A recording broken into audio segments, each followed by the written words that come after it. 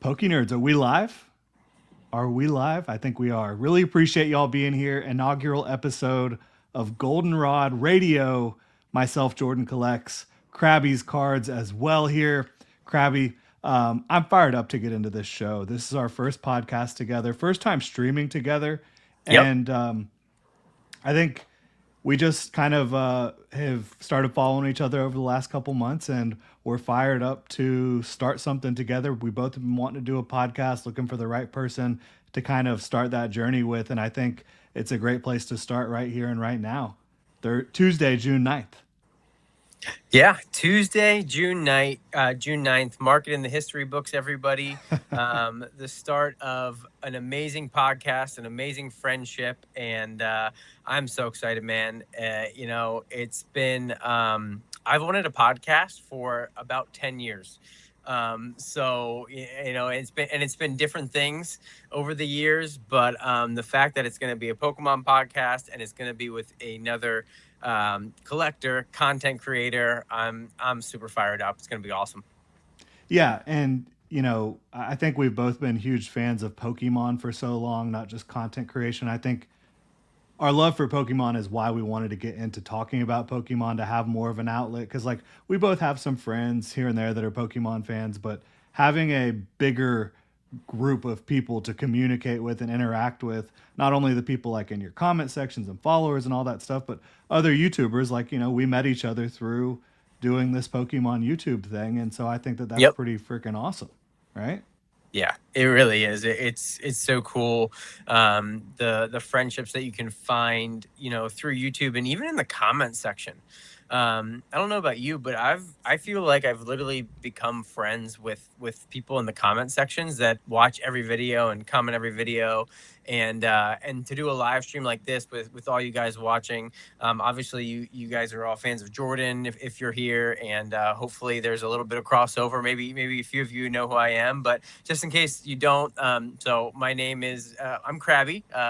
And Krabby's Cards is my YouTube channel, and I've been going for about 4.5 months now. I post a video every single day and do a live stream once a week or sometimes twice a week. And just love talking everything Pokemon, mainly collecting, a little bit of news, a little bit of investing, a little bit of this, a little bit of that, just anything Pokemon. Very similar to Jordan. I love talking about it. So just happy to be here and start Goldenrod Radio. Yeah, I think you've done an awesome job just in your short time on YouTube already, really establishing a following. And you've done so many lives with so many different creators. It's been really cool to see and to follow along with. And I'm excited because I think we want to have fun, right? We want to just talk Pokemon and have a good time, but also, provide some insight, interact with everybody who shows up on the show. Like we're going to do question time, answer whatever questions, thoughts, concerns, whatever people have a little bit later on, and just have a good time talking Pokemon. That's the goal here. Have a good time talking Pokemon and share some insights. We've both been Pokemon fans for decades and decades, honestly, and we've Yep. both been in the hobby for quite some time. So I'm fired up for this show, and hopefully everybody else is, and really appreciate everybody that's in here already. 20 people in here, 21 people. So we're going to go ahead and get this thing popping here with what's in a name. We're not going to have to do this every episode, right? Because Right. we're introducing you to Goldenrod Radio here. And basically, we came together. We wanted to start this podcast, and we both quickly figured out we both love Johto. I am a Kanto kid. And I mean, I think technically age-wise, we're both kind of, Kanto kids, but we both loved gold and silver, right? Yep. And, one of the best things about gold and silver is you do get to go back from Johto to Kanto. So we thought about, how can we capture Johto with a podcast name, and pretty quickly stumbled on the idea to do Goldenrod Radio. Obviously, Goldenrod Radio Tower, big, kind of locale in the game where a lot of the story takes place in Goldenrod City. And so I thought Yep. it was just an easy call once we kind of thought about that. And it's obviously a communication and radio hub there. So I thought it was pretty fitting. Yeah, no, for sure. I'm super pumped that we decided on that. And, Jordan played silver as a kid. I played gold. So, I got the Ho-Oh on my side. He's got the Lugia on his side. And there's some little Easter eggs in our logo that you guys can check out later. But it really it was perfect. And yeah, I'm a huge Gen 2 fan. It's my favorite generation. I remember playing gold version first. I was 8 when gold version came out. So I would have been like 6 when, blue and yellow, which I had. Hmm. But I don't remember playing those too much until I was older. Like I remember playing yellow Yeah. version after gold version. So for me, gold version, Gen 2 all the way. And I love Did you Kanto as have well. But did you have cards as a kid before that, or was that right around the same yes, time you had cards yes, too? cards came first. Yeah, Cards came same. first, and then we discovered, my dad and I discovered that there was games, and then we went into the game. So yeah, cards, then games. I think that's how it worked for most people, because I believe the card mania hit the United States before the game mania did. Yeah, I think so. Yep. It followed closely after, and I mean, gosh, what a Yeah. I whirlwind. mean, right there with each other for sure. I Yep, for remember, sure. as a kid, I had no idea actually like how easy it would have been to master set like the entire, base set of Pokemon. Like Charizard was like one in every 50 packs. I mean, think about that now. Dude, I mean, one booster box almost got you there. You'd Yeah. be like 3 or 4 cards short if you opened one booster box. Like Yeah. it's crazy. And so Anthony is I mean, I don't want to throw shade at anybody else, but Uh-oh. Anthony is probably my biggest supporter. I think he's watched every single video. He comments every day. Anthony, I hope we get to meet at a card show one day or something. But yeah, I appreciate you being here, man. I know it's late for you. Anthony stays up to catch the beginning of my lives every Thursday. Appreciate you, man. Pretty cool to see somebody in the chat from Australia as well. I have no idea what time it is in Australia right now. I think it's like Australia is lit for Pokemon. Australia Yeah. loves Pokemon and they love their content. I have a ton. My analytics show like I think 6% of my audience is from Australia, which is a huge amount. Yeah. But yeah, what time is it in Sydney right now? Let's see. So Sydney, Australia right now is noon. It's noon. So Oh, okay. that makes sense. Perfect. That's cool. 12 yeah. So that makes sense that everybody is who's that guy? Who is Um this but Krabby's Cards? yeah. No, everybody go make sure if you're not following Krabby's Cards to follow him as well. Subscribe. We're gonna be trying to next time, uh, and right now we're gonna be doing this bi-weekly on Tuesdays, Yep. so every other week, and that might Yep. change in the future. But next time we're gonna try to be broadcasting on both channels. Just there's a lot of different things to figure out when you're doing this for the first time. Yeah. Starting a podcast together, doing it live. We'll do it live, right? Yeah. So just some back end things that we just got to make sure we got lined up. But I think that next time it'll be on both of our channels, which is very Yep. exciting That'll be awesome. to have obviously both I guess fan bases or viewerships connected there in the comment section in the chat. So yeah, midday down there. That's cool in Australia. So let's go ahead. We've explained the name a little bit. Let's go ahead and get into our next topic, which is Yes. So just so everybody knows, drop your questions in chat. Brandon, yeah. what's up, man? Brandon, you're not late. Happy you could be here. Brandon's another huge fan of my channel. So we're going to have, 5, 6, 7 topics, discussing all the latest stuff. And we came up with some names for each one and that we'll go over and explain them briefly at the beginning. And then we're going to do the bulk of the questions at the end. So drop them and we'll star them and get back to them a little later. But yeah, drop any questions you have for us about collecting, investing, our past with the game, whatever, drop them in and we'll answer them to the best of our ability. Yeah, happy to talk pretty much all things Pokemon within reason. Yeah. So Yep. Yeah, for sure. First topic here that will be probably a recurring topic. I mean, we have the right to change our minds about the topics as we move forward, but how about starting it with Pikachu, I Choose You? We're just going to talk about our favorite Pokemon here. Get a little background on where we're coming from in the Pokemon hobby with our favorite Pokemon. Let's go ahead and get it started with Krabby here. Yeah. So I'm going to start off with a very, very obscure Pokemon that most people probably never even think about. I'm going to pull out a card here. So, Bayleaf. So, got to start with a Gen 2, obviously a starter, middle evolution of a starter. For some reason, the first time I ever played through Gold version, I picked Chikorita. I don't know why. Most kids picked Totodile or Cyndaquil, but I just liked Chikorita for some reason. And then I really like Scyther as well. So when it got to Bayleaf, then I really liked Bayleaf a lot for whatever reason, like a dinosaur type. I think it may have reminded me of something from like Land Before Time or something. And I did not want Bayleaf to evolve when I was a kid. I was the weirdo who did not. I stopped my. I think I accidentally discovered that that you could hit the button to make Hmm. it stop. Like I think did it by accident, and then I'm like, oh, okay, so you can stop it. And I kept Bayleaf like for a long time and like stopped them from evolving. And just one of my favorite Pokemon. I like the design. I really like. I'm torn. So I am leaf leaf grass type and then water type are my two favorite types. I go back and They don't forth, play but I well think together either. they don't. Yeah, exactly. And so but those are definitely my two favorite typings. But yeah, Bayleaf, I've always just had a super soft spot for Bayleaf because it was like kind of one of the first Pokemon that I really encountered in the game and battled with and everything. So that is my pick for episode 1. Love it. Love that comment too. That is Yeah, hilarious. that's good. I will say this, like middle evolutions just do not get the love that they deserve.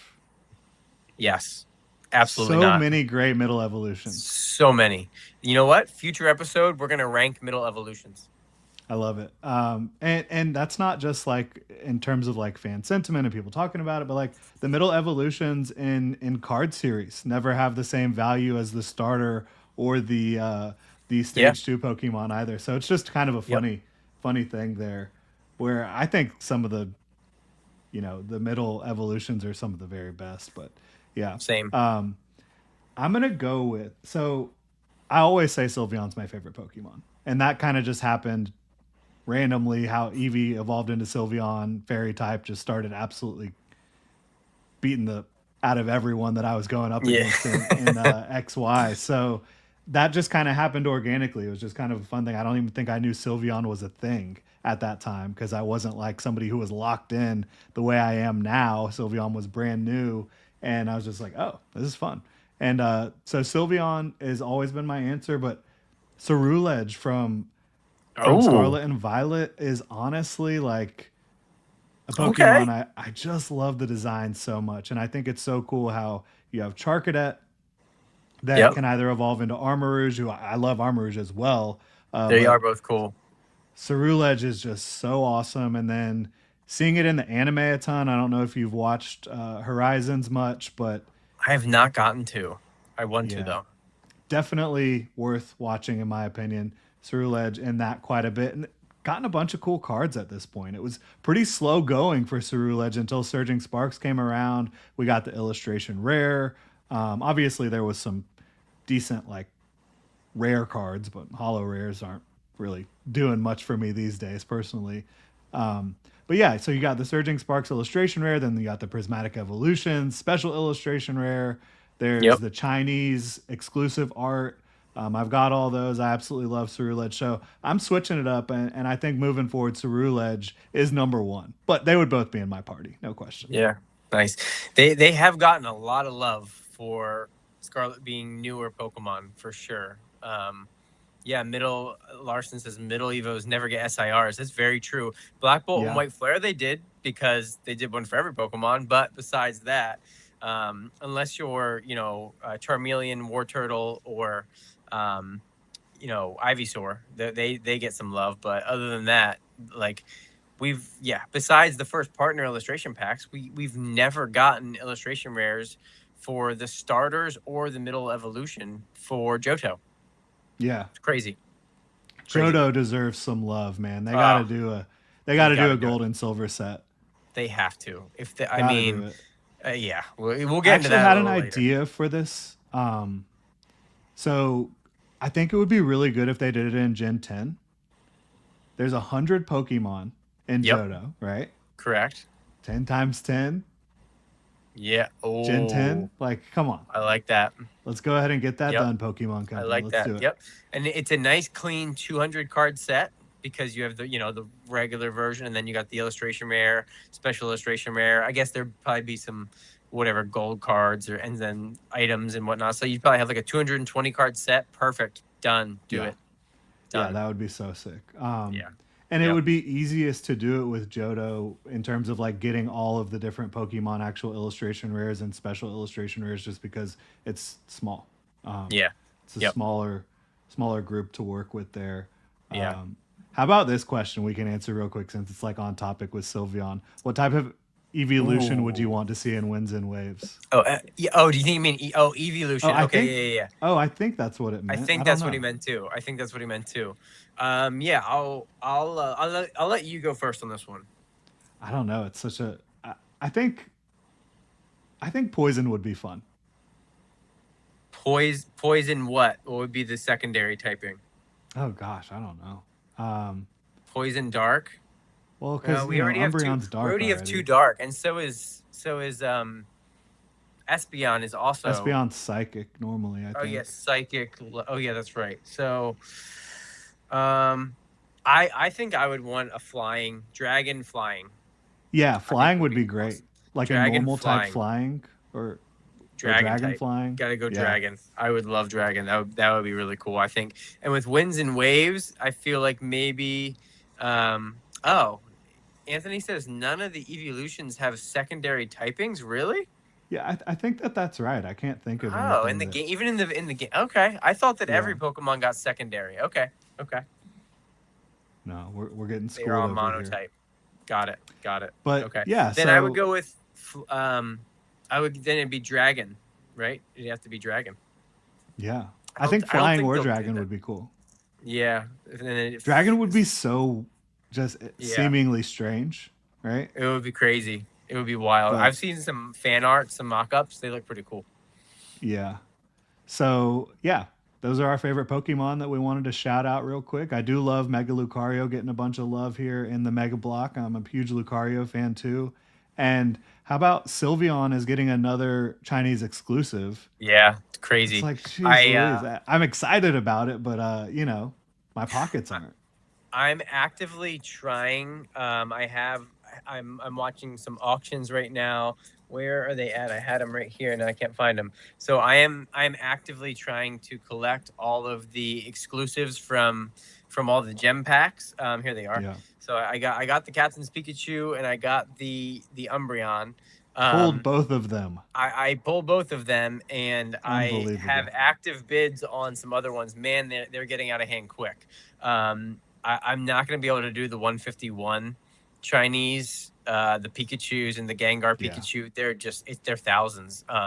So I'm just trying to get all the gem packs, and it's gonna be tough. Well, I won't even say what I'm looking at because I don't want to. Yeah. Okay.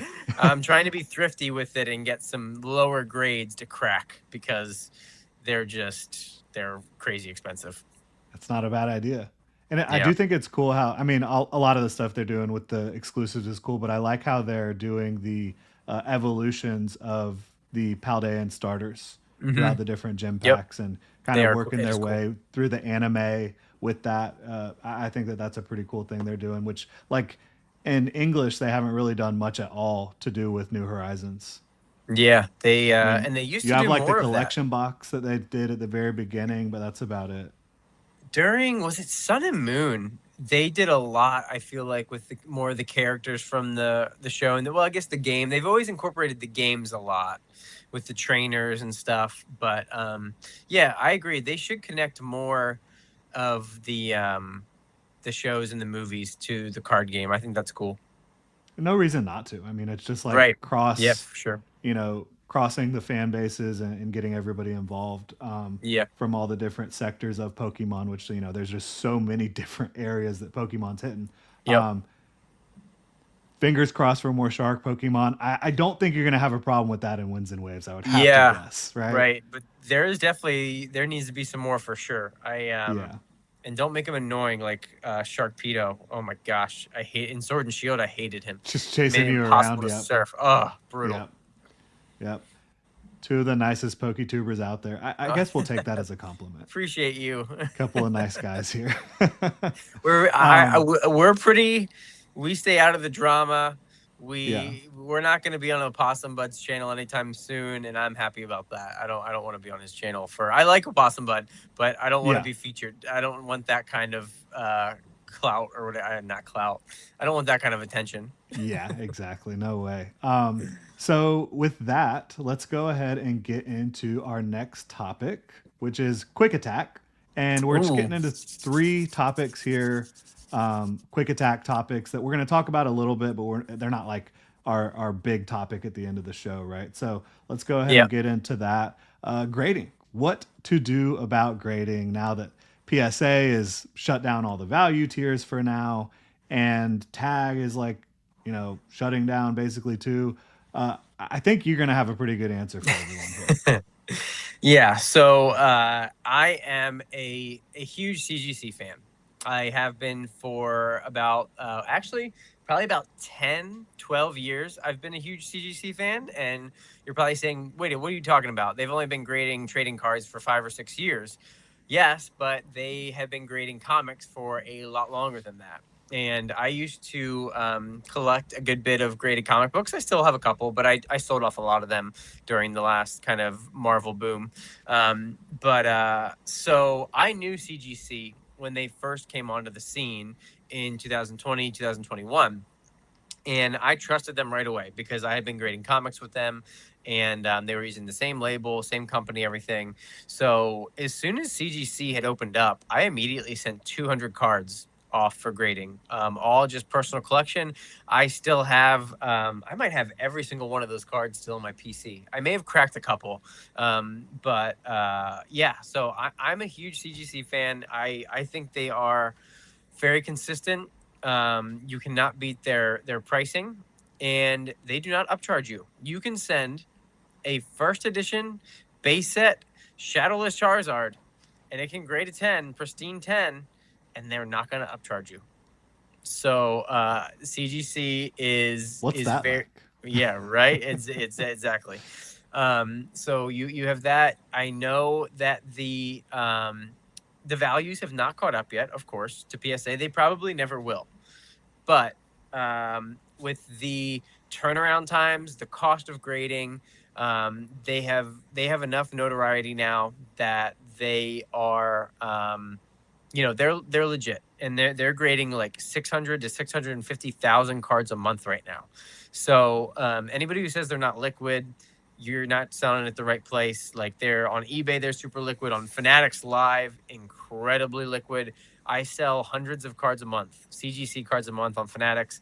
I have a 98% payout rate, paid rate. Like, they all sell. So, but yeah, I really like CGC. I think they are a great alternative right now to PSA with them being shut down, and probably, I mean, not fully shut down, but yeah. Is there any grading company you would tend to avoid when searching for slabs? I hate to say this, but I am not a fan of tag. I think tag is just as inconsistent as anyone else, and I've heard that the AI grading is not like, there's AI incorporated, but there's still a human element that makes the final decision and tweaks stuff. And I know a lot of people like tag. People like the slabs. I'm not a fan of their slabs. Like, it's almost too transparent for me. But yes, I honestly, and talk about it, illiquid. Like, go try to sell a tag slab. Good luck. Yeah. Nobody. Like, the only people buying the 10s or the 950, 960, because they have 1,000-point scale.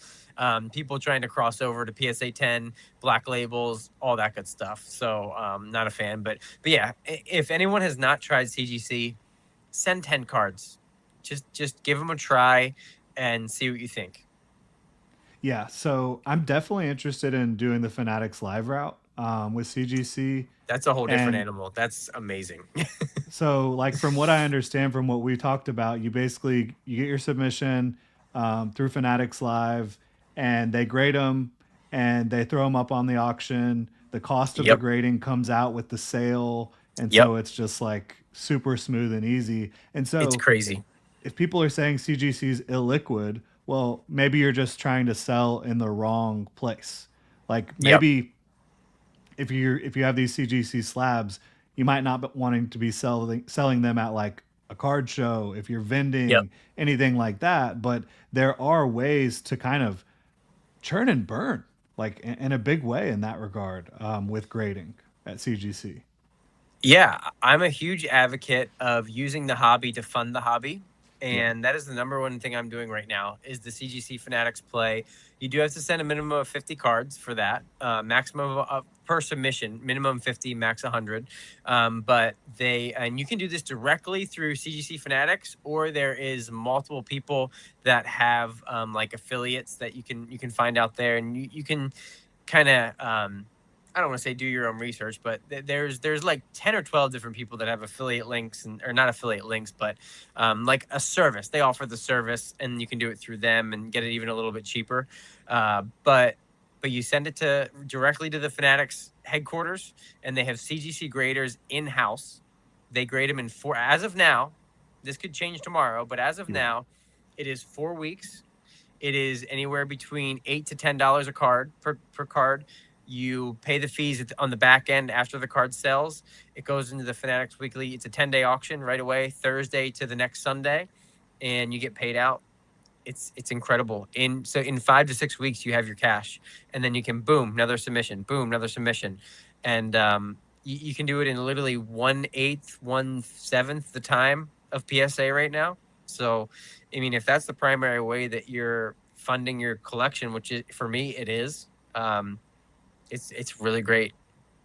Yeah, so it seems like if you were someone who was using PSA a lot on smaller value items, then switching over to CGC in this time period certainly, and CGC with Fanatics Live could make a lot of sense for you if you want to look into that. I think that that's a good option.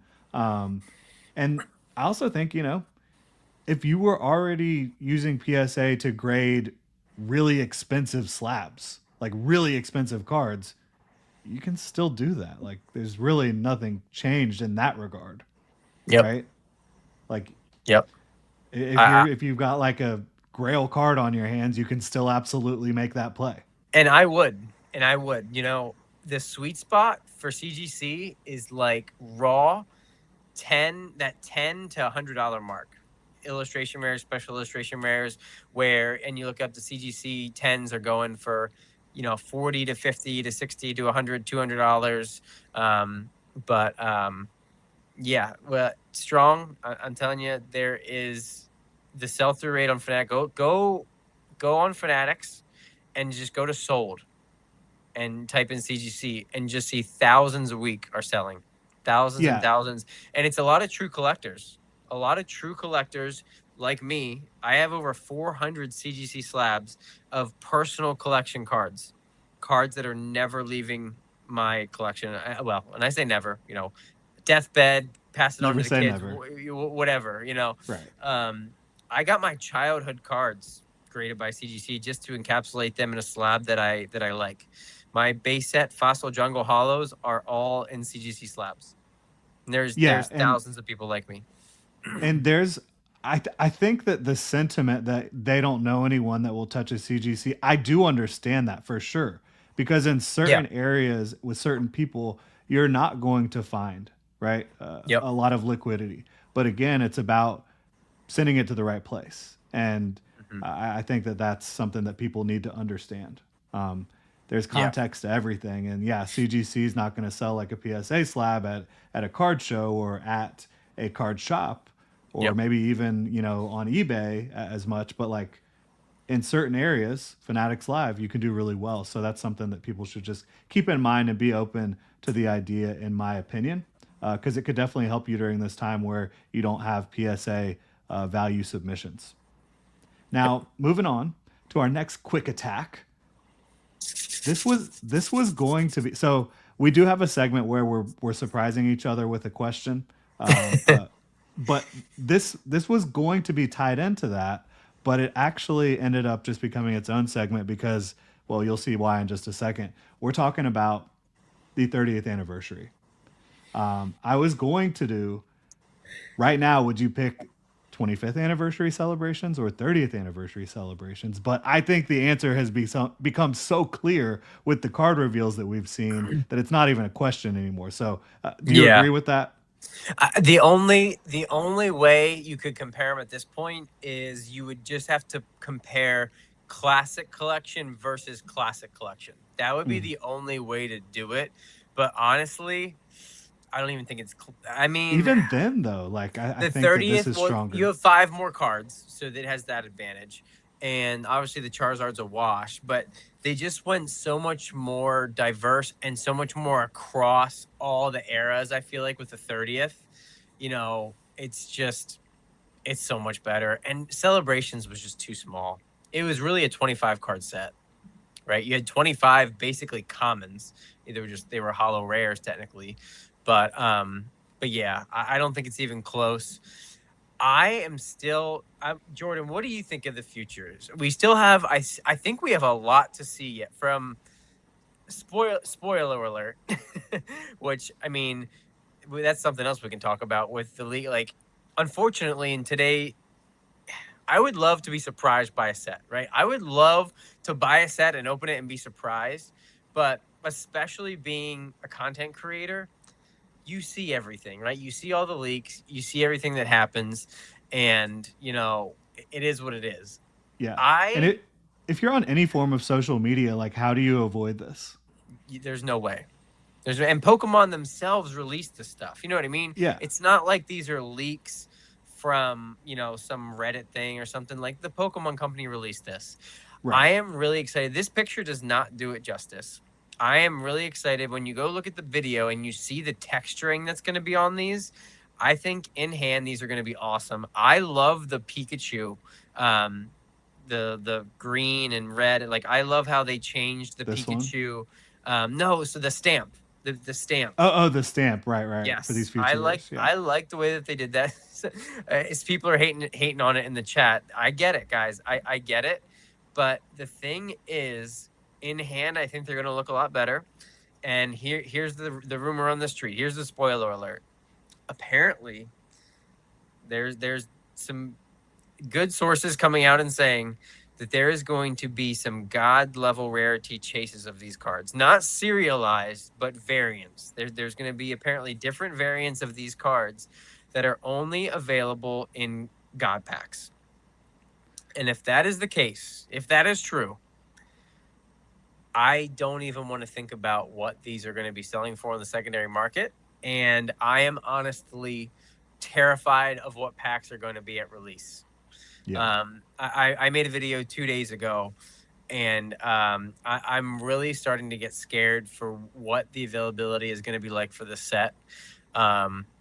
Man, we haven't seen like half the set yet. We still have 25 to 30 secret rares to see, like illustration rares, special illustration rares, and futures, because we know that there's at minimum like 32 cards beyond the base, the set, and we've only seen like 6 of them. So it's going to be, plus we've only seen really 2 or 3 or 4. We've seen 4 promo cards. There's going to Right. be at least, what did Celebrations 25th have?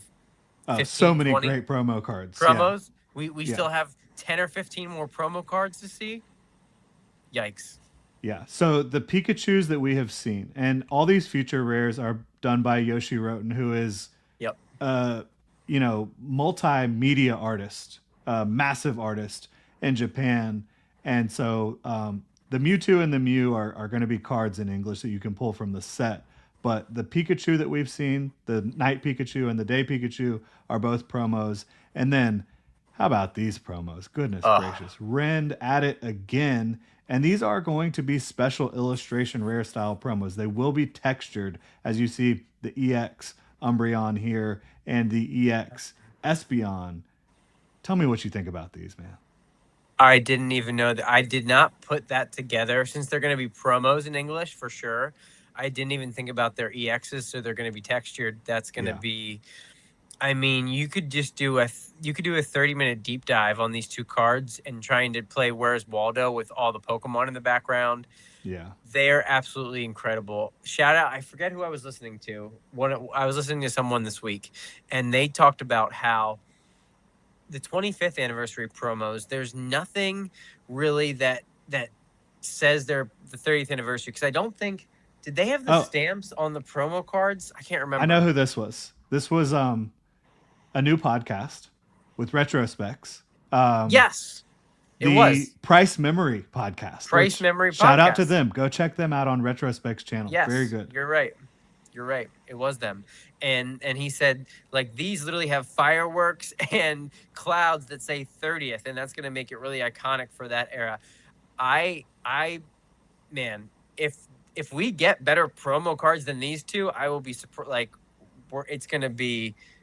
What do you think these are going to be going for out the gate? Let's assume that they're going to be in either a collection box or the UPC, one or the other. What do you think these are going for raw out the gate? I don't even want to think about it, man. Because, the thing about promos is they're supposed to be cheap to start, at least like some level of affordability, right? Yep. I mean, what promo hasn't been some level of affordable? I think Mega Evolution Block, like the most expensive promo that we've had, just like out the gates, is probably the Mega Charizard from the UPC.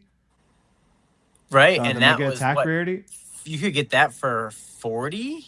It got down to 30. 30? Yeah, it got down to 30 at its low. I'm pulling up every promo from Mega right now, and you could go for Scarlet and Violet. Oh my gosh, you could get the Mew, Mewtwo, and Mew from 151 for like $3. I mean. And I did. I went after that Mewtwo, and that's been nice. The Kingdra, the Greninja, both of those cards were under $10 when they first came out. 10. The Haunter from the deck, that was 20. Was about 20. Mm-hmm. And then the only other two that I can think of was the Lucario and the Gardevoir Mega Attack Rares from the poster collections. But I don't think the Gardevoir is still under $10. Oh. Lucario is still under $20. Those are both great values right now, by the way. But I don't think any of those are going to hold a candle to Umbreon and Espeon. My favorite promo from the Mega era so far. I love this Alakazam. I love the Alakazam too. It's so good, so clean, classic, but illustration rare, full illustration. It's great. So, I think they're going to be $100 a piece out the gate. I do too. And could they get lower? I mean, obviously, we don't have the crystal ball. No one has a crystal ball, but just if the Mega Charizard didn't get below $30, and that, let's not forget I think when the 30th anniversary hits, the hype is already way higher than it was when the Charizard UPC came out, just in the hobby as a whole, the attention, everything. And then you're talking about an Espeon and an Umbreon special illustration rare promo. I agree with you. I think the $100 range makes a lot of sense. And if they're in the UPC, that is, we already know that MSRP for the UPC is going to be $199.99, so $200. So you have, guys, I'm curious, put your predictions for individually what these cards are going to be at release. I think they'll be around the same price because they're both equally as incredible. Maybe the Umbreon's going to be more. $10 more or something. Yeah. Which I like Espeon way better than Umbreon personally. They're both awesome. I do like them both. Again, Gen 2, going to that, having to pick between them, going to that, oh my gosh, why can't I think of the name? What? Johto? What's it called? A dojo. Oh, the dojo. The dojo, you got to fight all the people, and then your reward, you get to pick one. Yeah. So if the UPC if these are in the UPC, that UPC is going to be $500 out the gate. Oh yeah. It's going to be $500 because Whatever product they're in is going to be crazy expensive. Yeah, and if you're going to have like 18 to 20 packs in that thing, because if it's $200, I don't think that Pokemon is going to put 14 or 16 packs in like a normal one.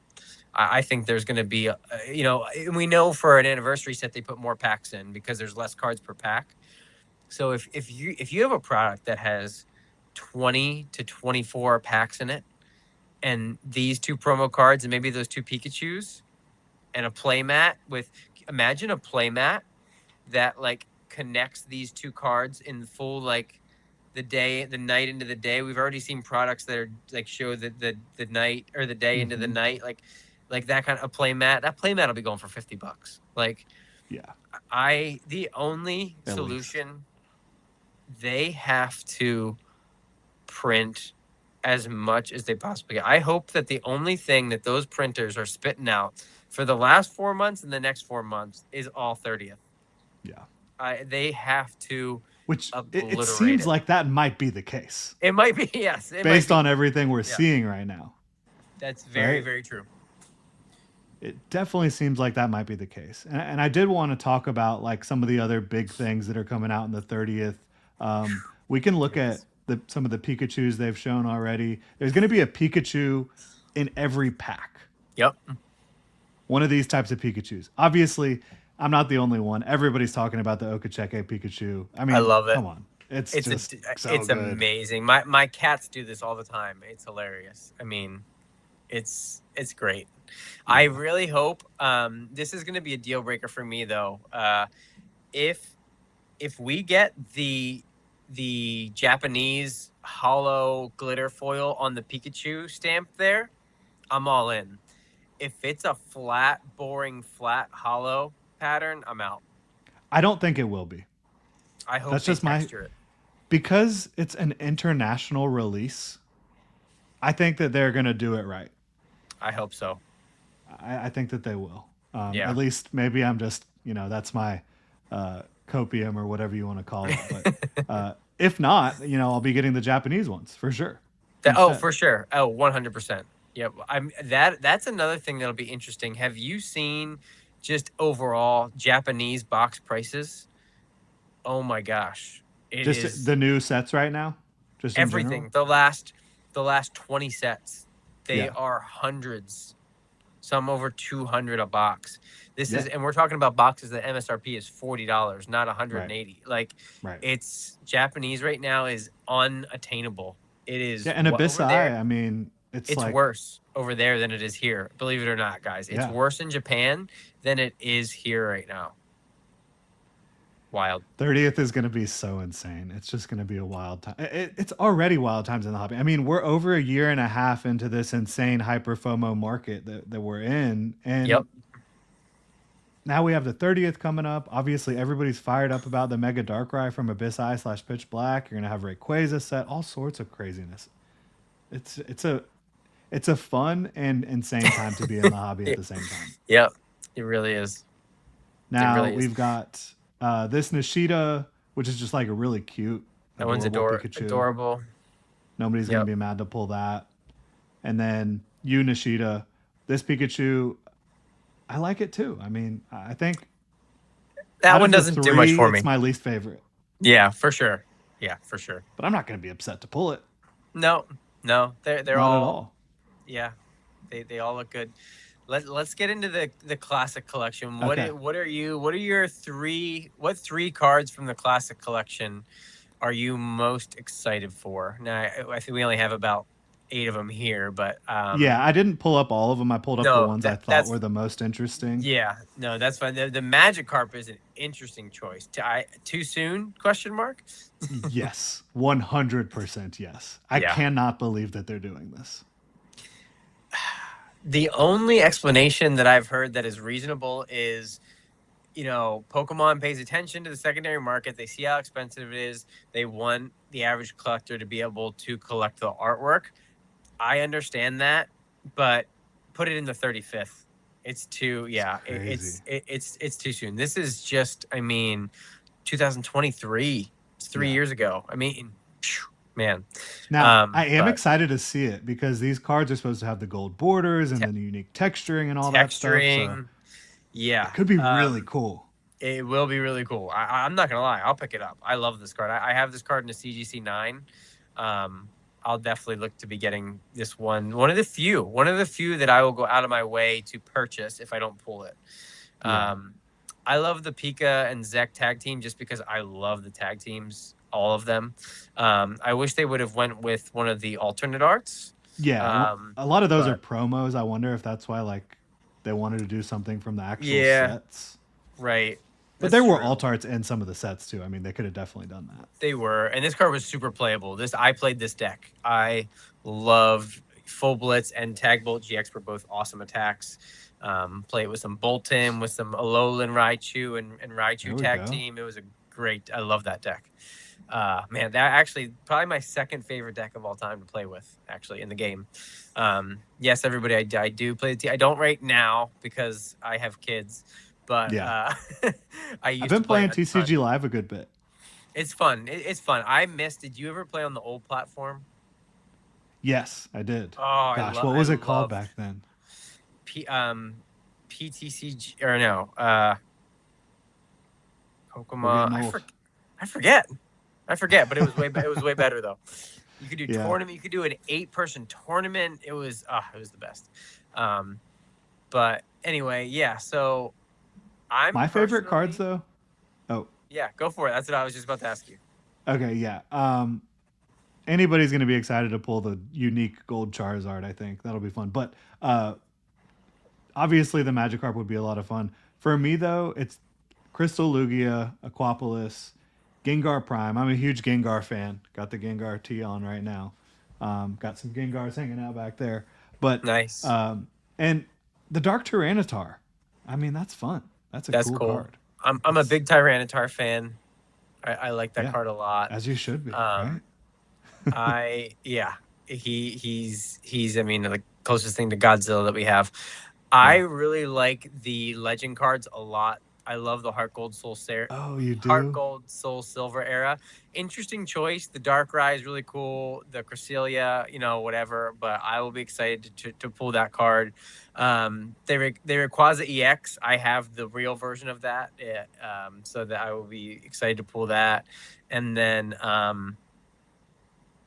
yeah, that's. I mean, I like Amazing Rares, right? But again, too soon for the Amazing. I know that was 5-6 years ago, but And I mean, that card is still cheap. yeah. Oh, and the I'm excited Crobat. about the Shining Celebi.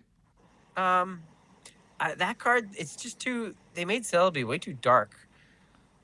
Yeah. A lot of Like the in kind the of original. old school Yeah. Shinings are kind of like that. But I'm excited for this Crobat. yeah, I like this. I don't I have like the this Crobat on here. But yeah, you got it right there. Yeah. But anyway, I think, but the Lugia doesn't do anything for me. I wasn't collecting cards during the e-reader series at all, and I'm kind of a Lugia hater. Yeah, I mean, if it was a Ho-Oh, it would be a totally different story over that's here. what I was just about to. Let's go. Ho-Oh. I'm like, what are we doing? How do they not put a Ho-Oh in the whole set?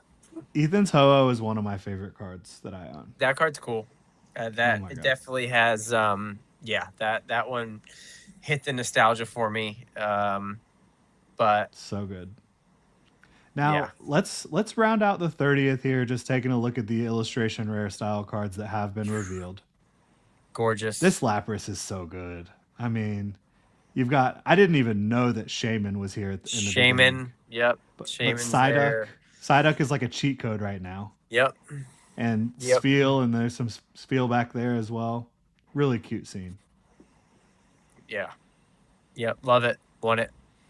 Yeah, gotta have that. Drifloon, obviously a lot of people have brought up how disturbing this is. Nightmare fuel. Nightmare fuel. Like, are you kidding me, Poke? Like, this is legit scary. Yeah, it is. Like, if anybody doesn't know, Drifloon literally eats kids. Yeah. And Very they disturbing. have him hovering over a carnival, like, I mean, it's Disney World, basically. Yeah. Look at the castle in the background and everything. Like, it's wild. Like absolutely wild. But Hey, this card will be expensive for that reason. This card will be they'll put it with the Drowsy and these other Nightmare Fuel cards. yeah. And I'm here for hey, it though. I mean, it's fun and it looks great. it does. It looks really cool. If you didn't know, you're just like, oh, a nice balloon Pokemon floating Yeah. away with the Yikes. uh Lycanroc. I love this card. Midnight Lycanroc. I think it's like this is just such a detailed art. Um, yeah. I like the other version of Lycanroc better. I do too, but like Yeah. this is fun. I'm here for it. Yep. I have nothing wrong with it. I think it's a cool art. Yeah, it's a cool one.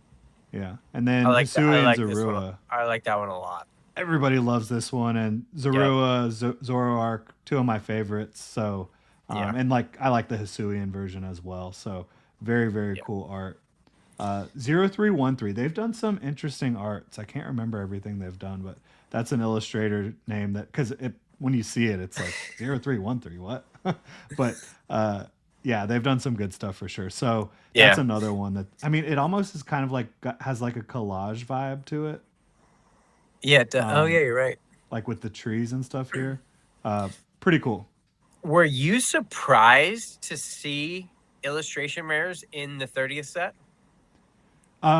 I didn't know if they were gonna do it. It seems like it was an obvious play. Like they really missed on the 25th anniversary set, in my opinion, in a big way. Yes. Like it just wasn't a very good set overall. Yes, it was fun. We all had a good time opening it, but this is just so much better. Like, and having illustration Yeah. rares is one of the things that has really, in my opinion, put Pokemon sets over the top since the beginning of Scarlet and Violet. And really, you could go Yep. back to like what Brilliant Stars with the trainer galleries and stuff that are basically illustration rares. So yeah, Oh, that's what's kind of really been so much fun. This the big addition of those types of cards to the hobby. I I was surprised that they put regular illustration rares. I'm happy. Yeah, And honestly, with the Pikachu subset, with the future rares, with having the legendaries, just having a bigger set, it honestly wouldn't have even needed it. But it's just icing on the cake, right? Um, I don't think we have any connecting cards yet. I'm sure there will be. I Uh, mean the evolutions they're not technically connecting, but it's a connected. I mean, Same scene, different yeah, night and day. Yeah. yeah, Um, the only thing that it doesn't worry me, but it's just going to be interesting to see how it falls in the future. Pokemon can kind of never go back from illustration rares, or maybe they'll call it something different. But yeah. um, I mean, don't get me wrong. I love the tag team sets had alternate arts. Before that, they didn't. And then you like the Cosmic beginning of Sword and Eclipse Shield, had like a few kind of illustration rare-ish types of and cards. then they had the trainer gallery as well. Yeah, First trainer gallery. that's what I mean. Yeah, Um, but and then tag team, team up, and Unified Minds and Unbroken Bonds had alt arts of some of the tag teams and some rainbows and some cool full arts.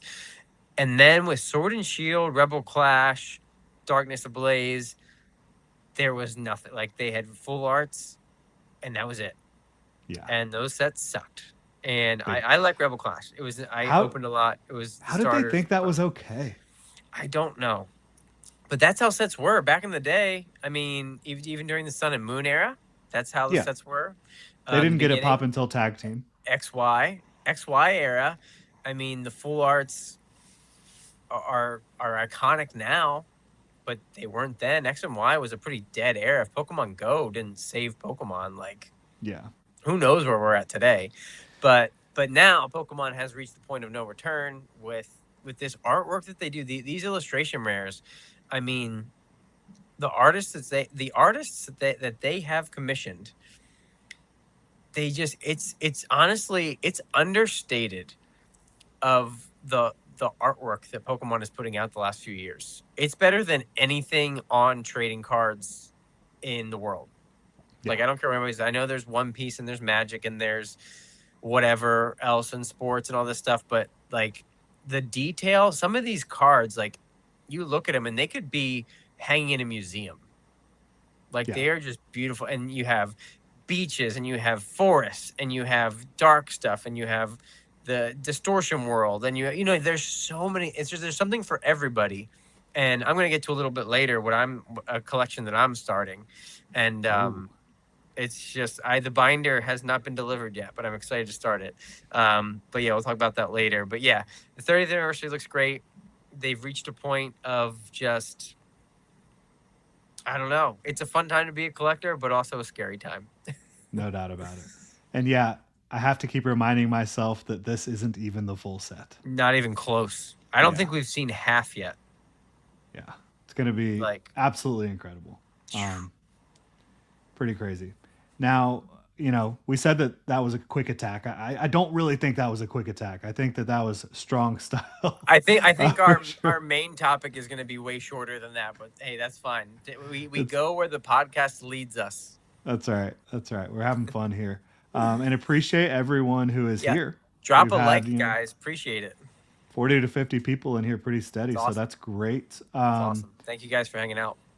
Yeah, first show again. If y'all are just tuning in, first show that we've ever done here on Goldenrod Radio. Fired up to be doing it. Jordan collects Krabby's cards. So no more booster box reprints? Question mark. Is that kind of the path we're heading down for now?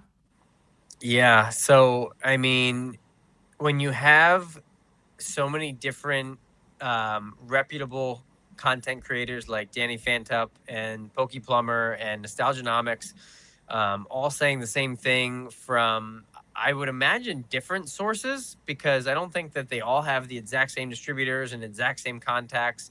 And it appears that, Pokemon has actually told to some level of distribution, like, at least for the time being, like, booster box reprints, just not the way that we're going to get packs into the hands of collectors. And I'm not sure how to feel about it, honestly. I made a whole video on it. Was that today or yesterday? And I don't know. I'm a big booster box collector. I've been for the first booster box I ever bought to keep sealed was XY Evolutions. Mm. And ever since then, and that was in 2018. I bought 2 of them to keep sealed. I'm like, I want these in 10 years to open.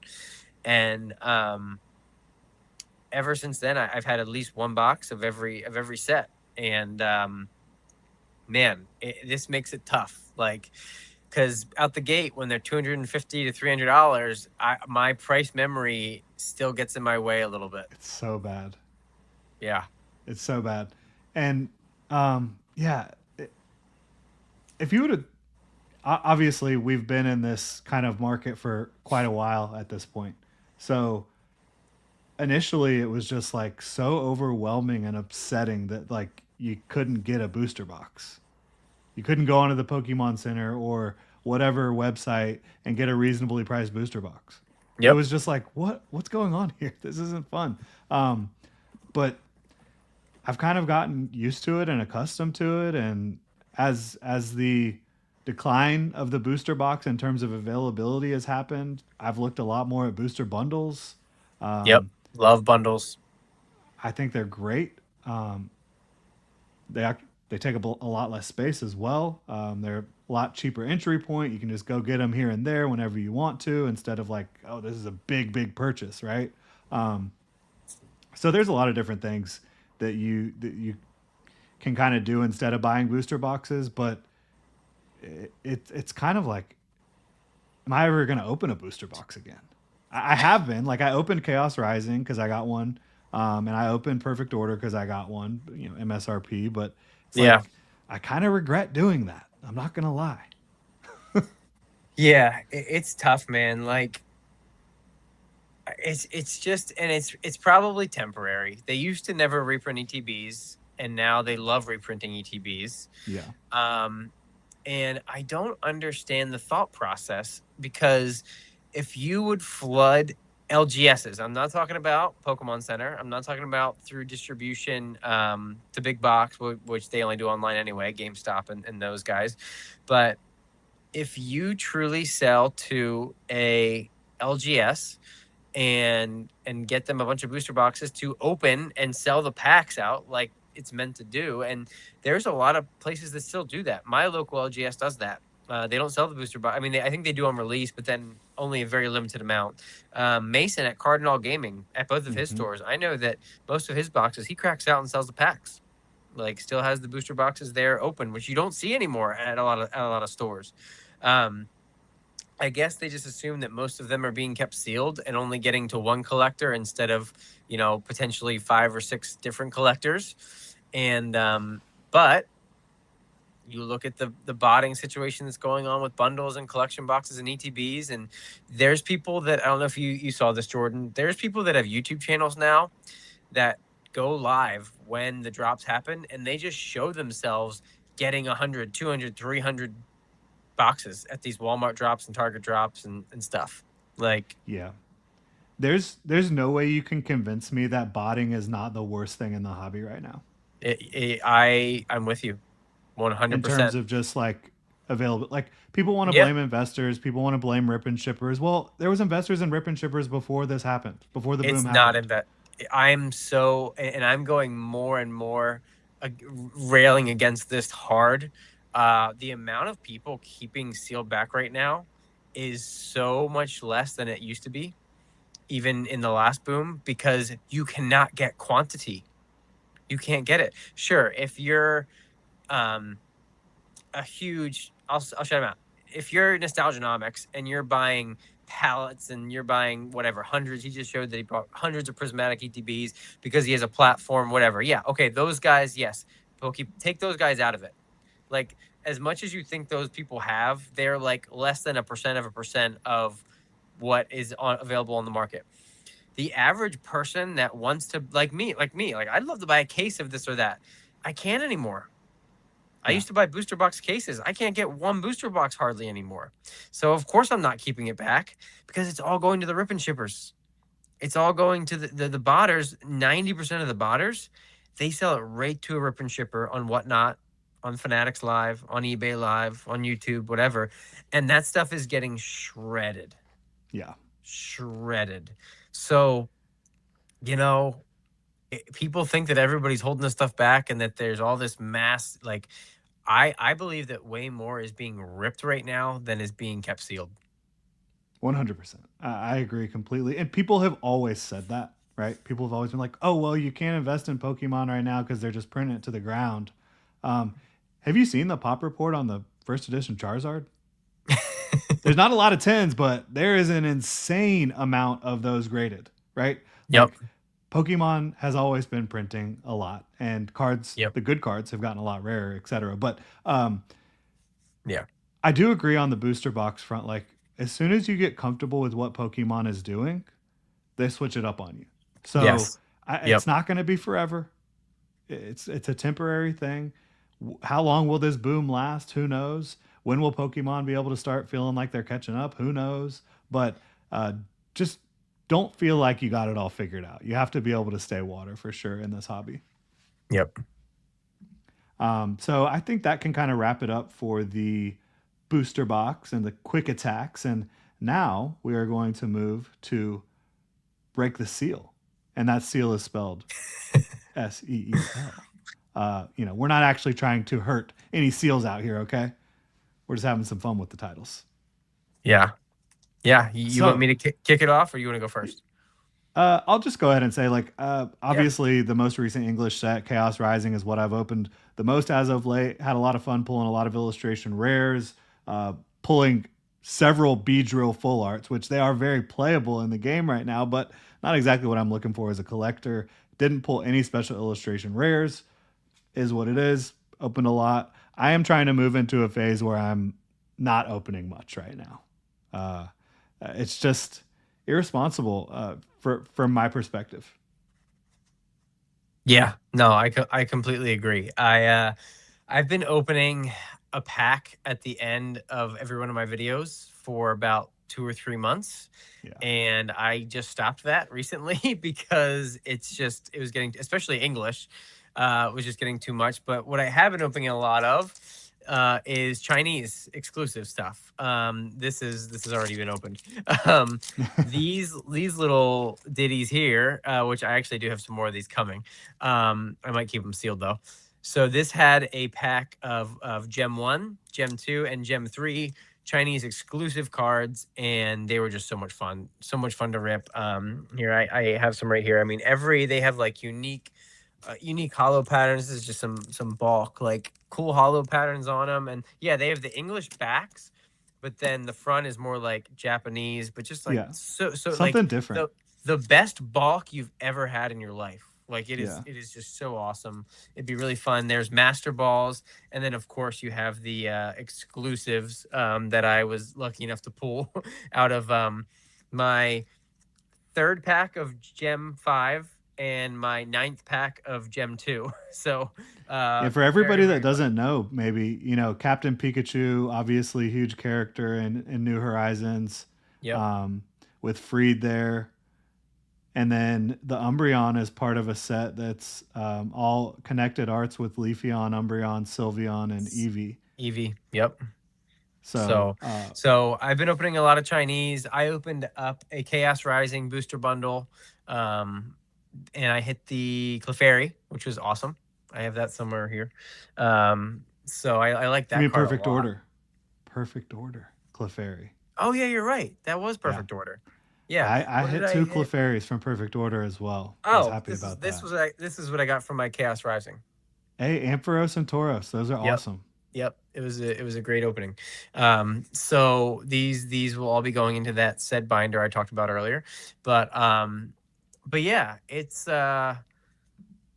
tough right now to open English for sure. Yeah, it really is. And yeah, I mean, Japanese is just so much more expensive than it used to be too. Like even Yep. going back to like the start of the Mega era, like Mega Brave and Mega Symphonia, could get those in like the 80s, around $80.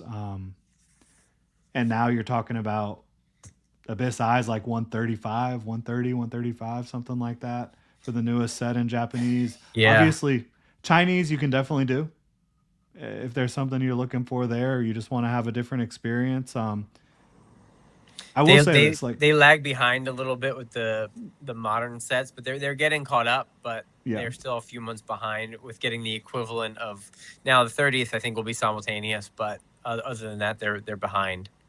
yeah. And the reason beyond like the kind of unique uh, reverse hollows and different things from Chinese is just there's exclusives. I wouldn't be open in Chinese if there wasn't exclusives, but Yep. there are, and there's a lot of good ones. So I think that Yeah. that's definitely a viable option for people, even if you haven't really branched out away from English. It's definitely something to think about if you're feeling like you're getting priced out on the English side.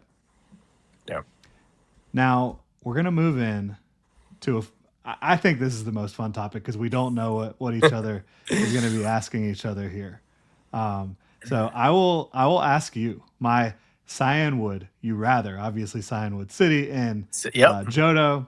So we are on brand here to the maximum. Again, I was going to ask you 25th or 30th. No contest. No We too, contest you're right. here. Exactly. Yep. Yep. Give me a hard one. Okay, I think this should be good. I think it should be very good. If you could have one item right now, somebody just is giving it to you, Ascended Heroes Pokemon Center Elite Trainer Box, or an Evolving Skies Standard ETB of your choosing in terms of which one it is, the Evolving Skies ETB. Oh man. And it could be for whatever reasons you want. Like, it doesn't have to be just like straight up from a value, what's going to be more expensive in the future. Like, whatever Right. reasons you want. So full disclosure, I am a huge ETB fan. I am a big sealed ETB collector, and I enjoy both of those sets very much. And what's funny is I have two of each of those exactly in my collection right now. So if I could only have one of those, Yeah, somebody's gonna take one away. Which one are you letting them take? right. No, that's the way I'm looking at this. I get to keep one of those in my collection. Yep. I I'm gonna go with Ascended Heroes. I believe that Ascended Heroes will be more iconic for the Mega Evolution era then Evolving Skies is for the Sword and Shield era. Yeah. I think that Ascended Heroes is a top 5 set of all time. Evolving Skies could have been a top 5 set of all time, but there is 7, 5, 6, 7. There is 7 huge gaping holes in Evolving Skies. Do you know what those gaping holes are, Jordan? I can guess Vaporeon, Jolteon, Vaporeon, Flareon, Jolteon, and Jolteon. Yep. Espeon. Yep. Why? I mean, don't get me wrong. Those collection boxes are now some of my favorite things on the planet. Like I have 2 of each of those collection boxes. They are some of my deepest personal collection boxes because they are incredible. But why they decided to leave those out of Evolving Skies, I don't understand. And that would have made it maybe if those 7 cards were in the set, it's probably the best set ever. Like it's insane.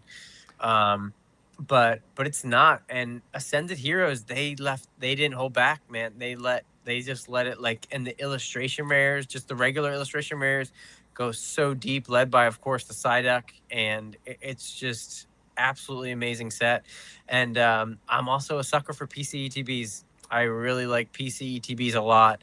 And yep, if I had to get one taken from me right now, take the Evolving Skies. I'll keep my Ascended. Yeah. Yeah, I'm on the same boat as you. If you had posed that question to me, I would do the same thing. I'd pick the Ascended Heroes. I think it's just a deeper set, obviously, with all the illustration rares. The mega attack rarities are a really cool thing to introduce into the set as well. And then, as much as I love evolutions, and I do love the evolutions, Sylveon, one of my favorite Pokemon. I love all the evolutions. Yep. How do you argue with what is at the top in Ascended Heroes?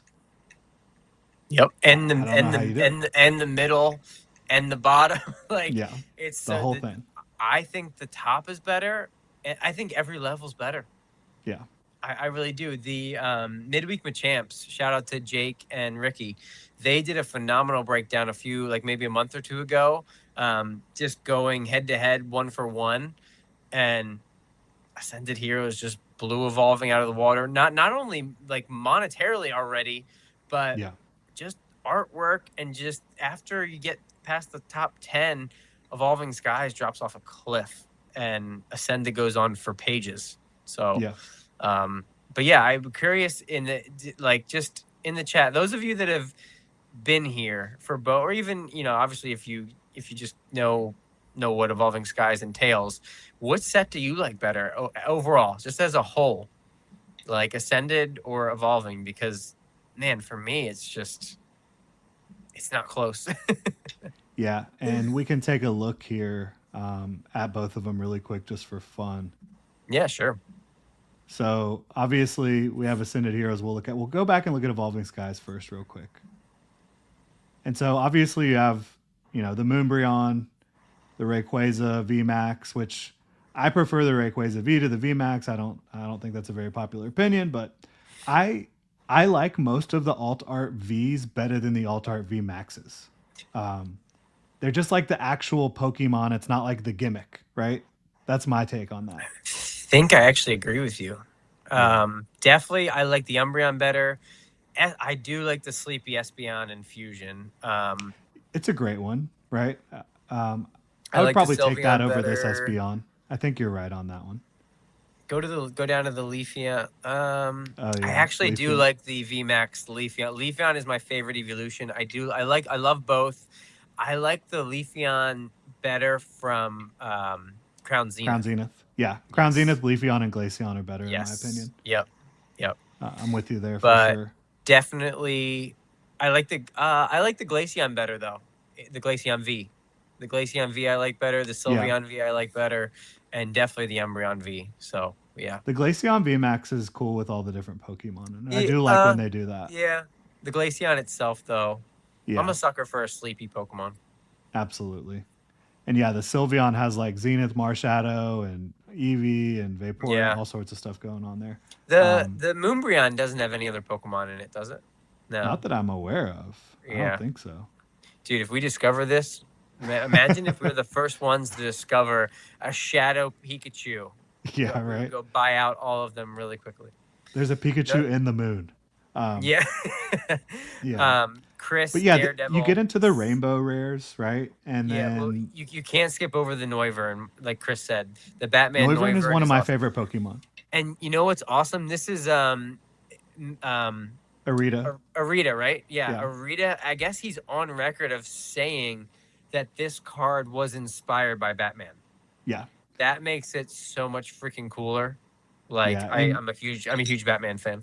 me too. And it's connected, not a connected art, but a connected like vibe with other Arita cards, the Yep. Marowak, the Mega Absol that he just Absol. I did. was gonna say the Absol. Yep. Yeah. Absolutely. So I love that. But again, like you're getting into these like rainbow rares and full arts, and you just don't have to deal with that as much in the more modern sets because you got all the illustration rares instead, which are a lot You're more right. fun. Yep. Um, Exactly. you do have Golurk and Metacham, which I do think the Metacham card is pretty awesome. There's a lot of other Pokemon in Yeah. that Metacham. It's just like a Yep. unique view. Yep. And then you have Duraludon VMAX as well. Can't forget about Duraludon, right? Yikes. Yeah. Yes, you actually can forget about it. Yeah. Right. Yeah. And then Ascended Heroes, I mean, Oh, yeah, man. it's just it's wild. Like I think I'll say I think Mega as a gimmick is cooler than VMAX. What do you think about that?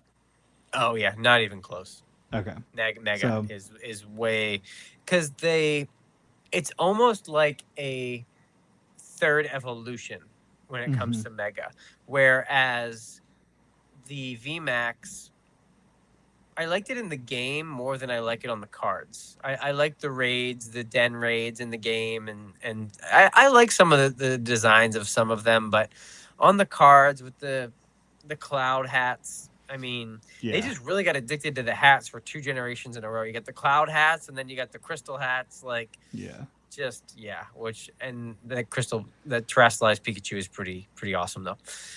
We need to speculate on what they could do for Winds and Waves in the future, but that'll definitely be in the future. But That's a future pod. I need to think about that one. That's a future podcast. I mean, you got Gengar, two Pikachu's, Dragonite. I mean, you do have a gold Charizard and a gold Dragonite. But I Charizard. don't really care.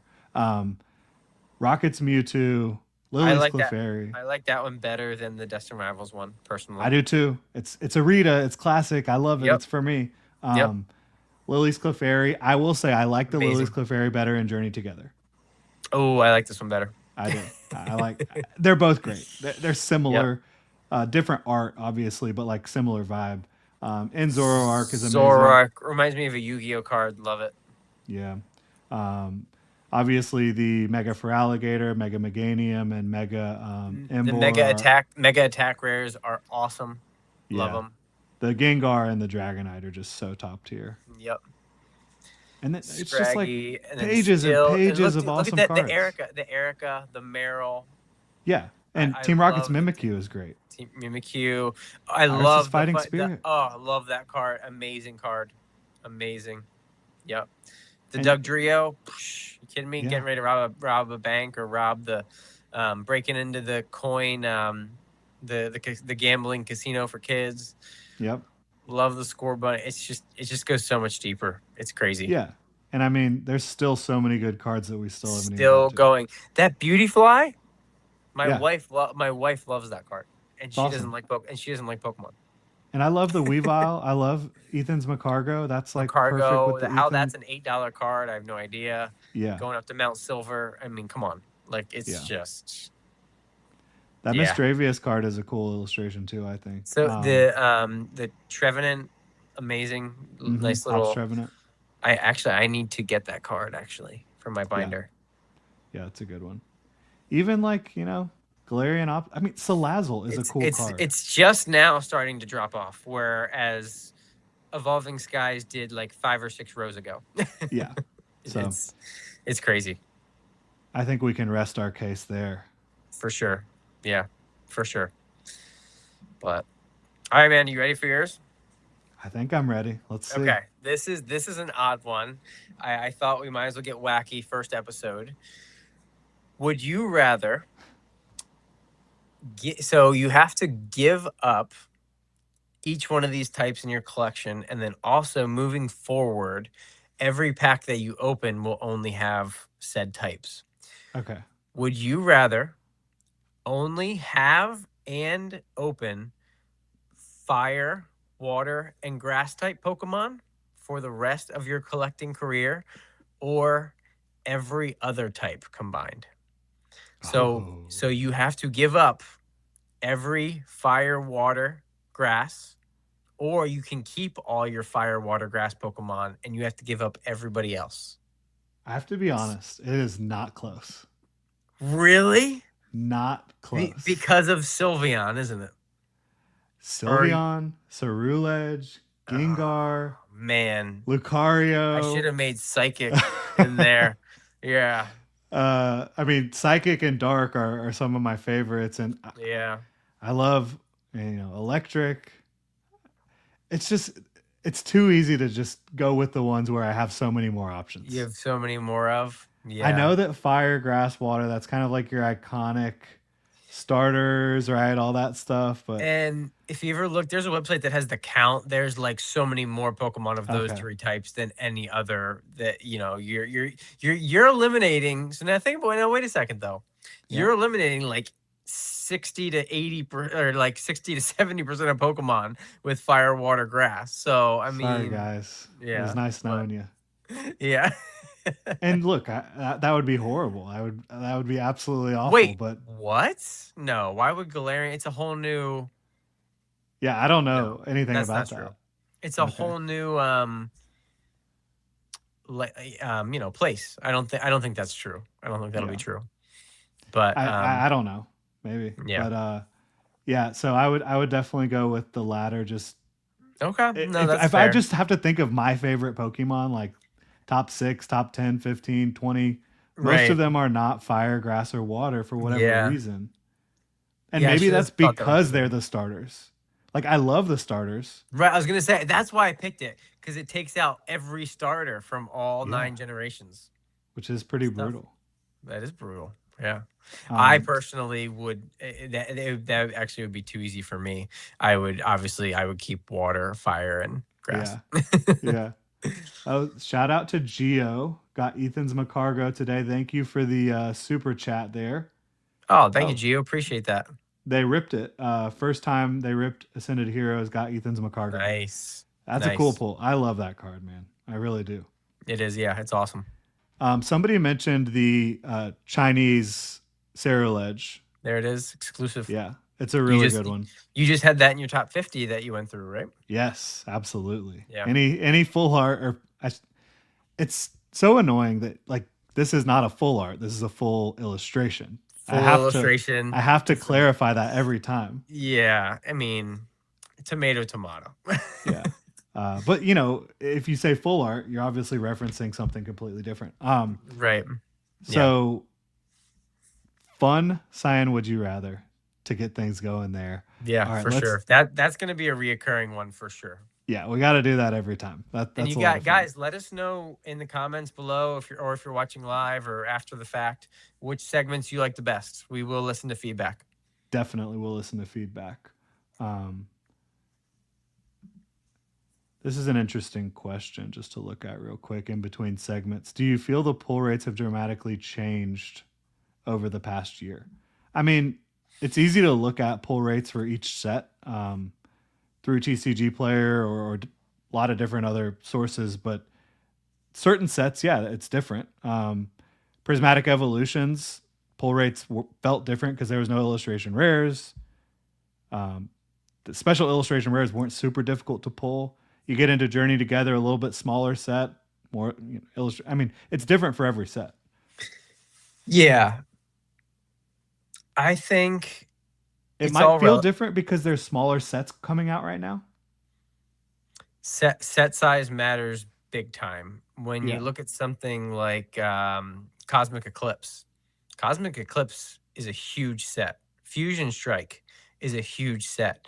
those top chases are harder to hit in sets like that. Ascended Heroes is a huge set, right? Yeah. So the bigger the set, obviously the harder. And then Pokemon is so this is maybe that's the segment we could come up with too, like a what grinds our gears, what grinds our what's the gear Pokemon's name? I can't think of Yes. him. Um, I what's his name? oh my gosh. Anyway, something that grinds my gears with Pokemon Clink. is yes, that sounds How right. do we got to come up with a We'll little come up punny with name for something. We'll that. come up with something.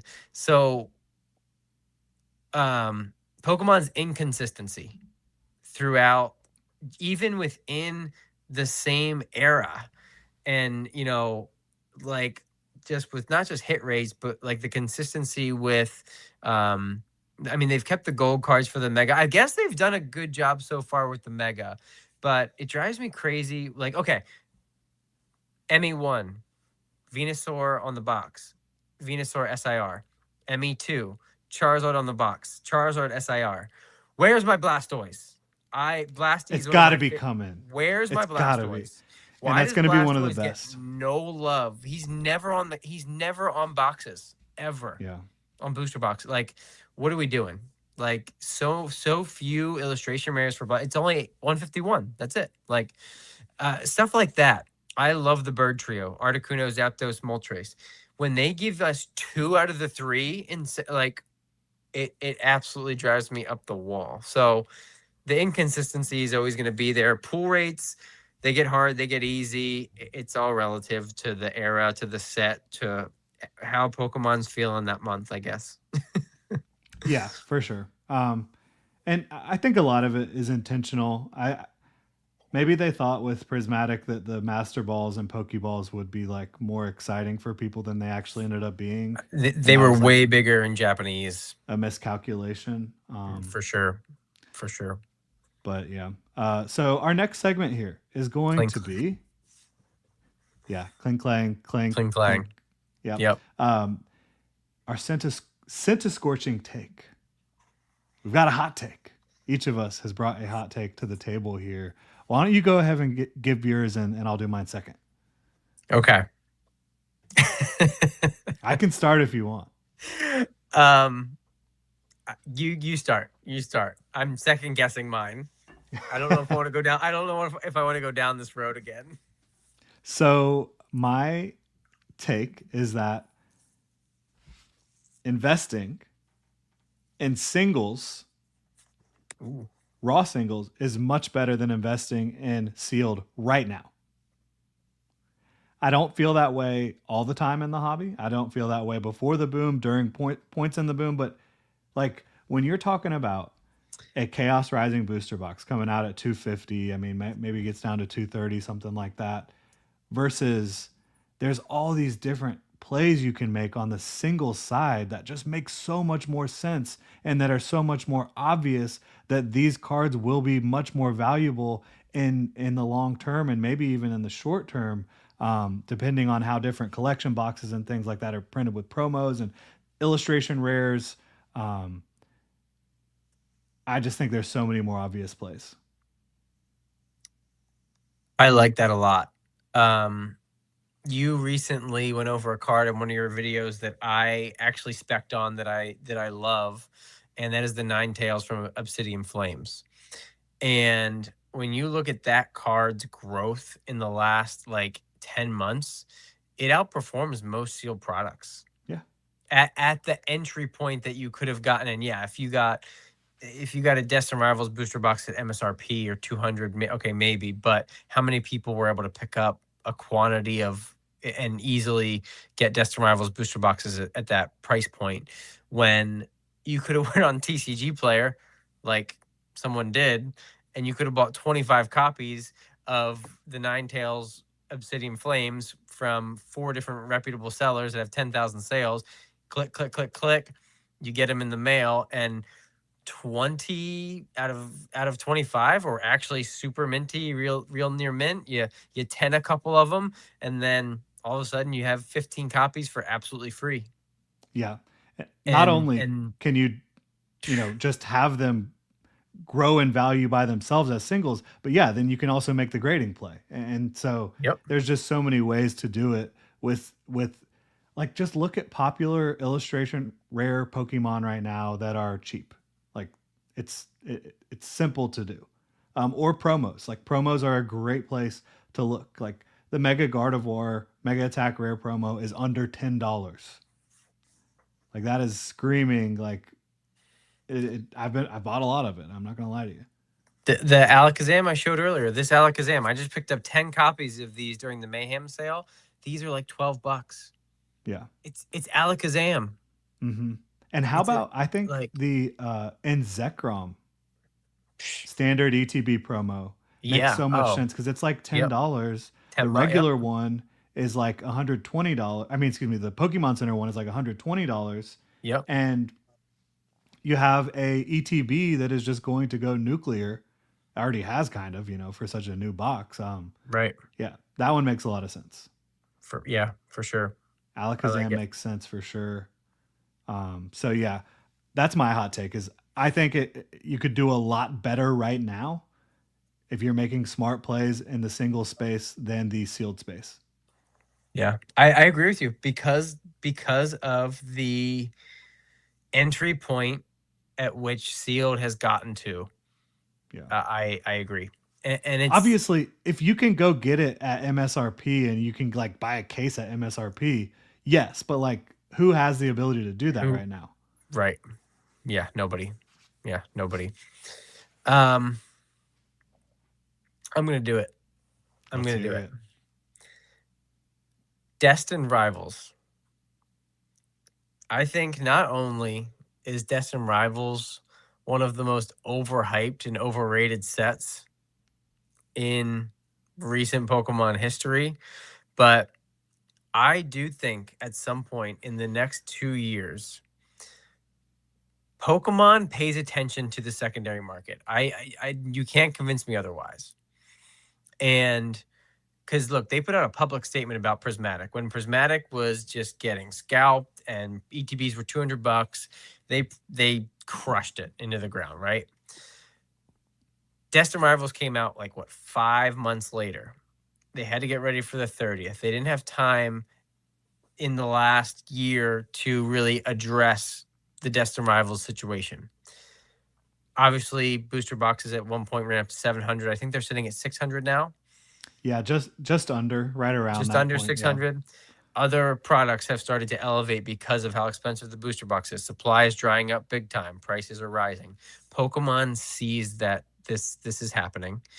I believe that Pokemon at some point after the 30th anniversary, because it's in print for 2 more years, I think we will see the largest reprint for a mainline set that we have ever seen Pokemon do with Destined Rivals.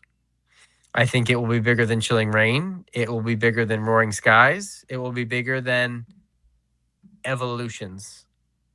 Do you guys know how much they printed Evolutions? Yeah, they printed that into the ground. I think that Pokemon absolutely sees the secondary market pricing, and the specialty sets don't come out with the specialty sets because those are specialty sets. There's only so much they can do with those. They have less products. Obviously they don't have booster boxes.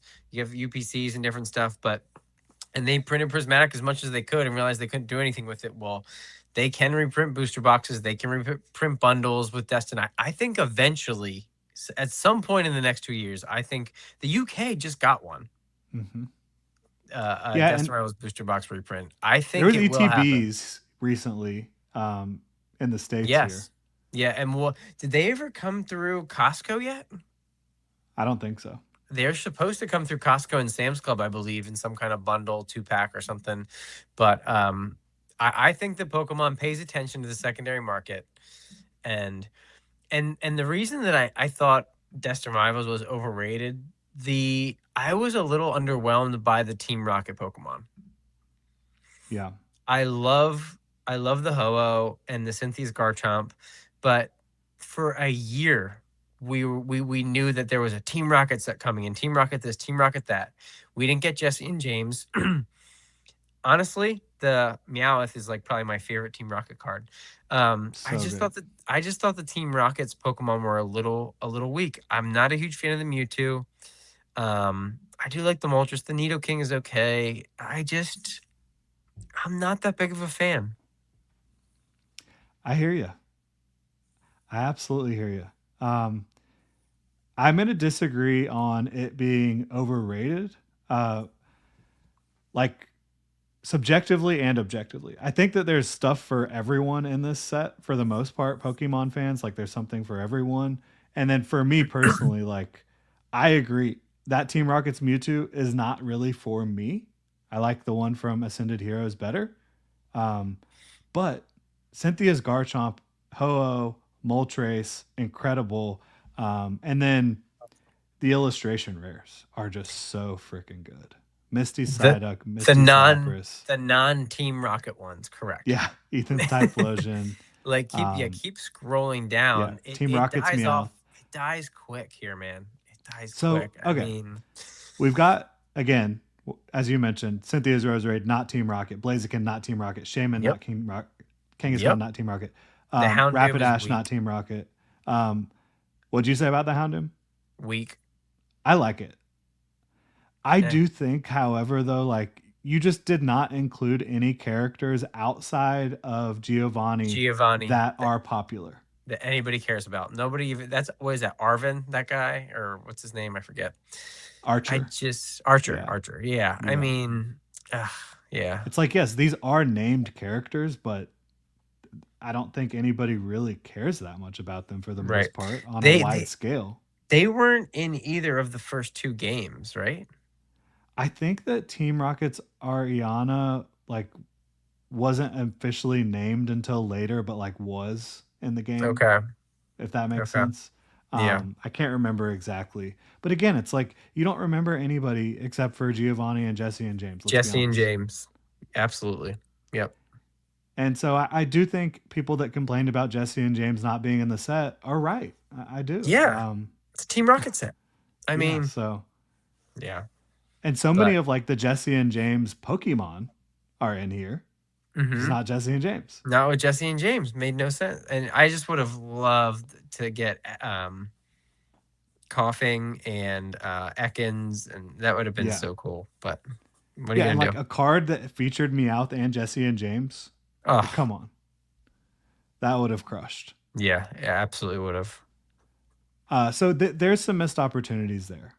But I still think it's an amazing set, and I hope you are right. I don't really have a strong opinion on it in terms of like the reprints, just because I don't know. I just don't know.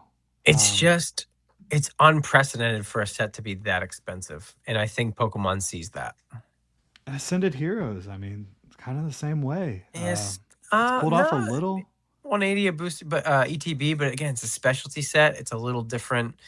But you have to remember, like, Destined Rivals wasn't $600 immediately.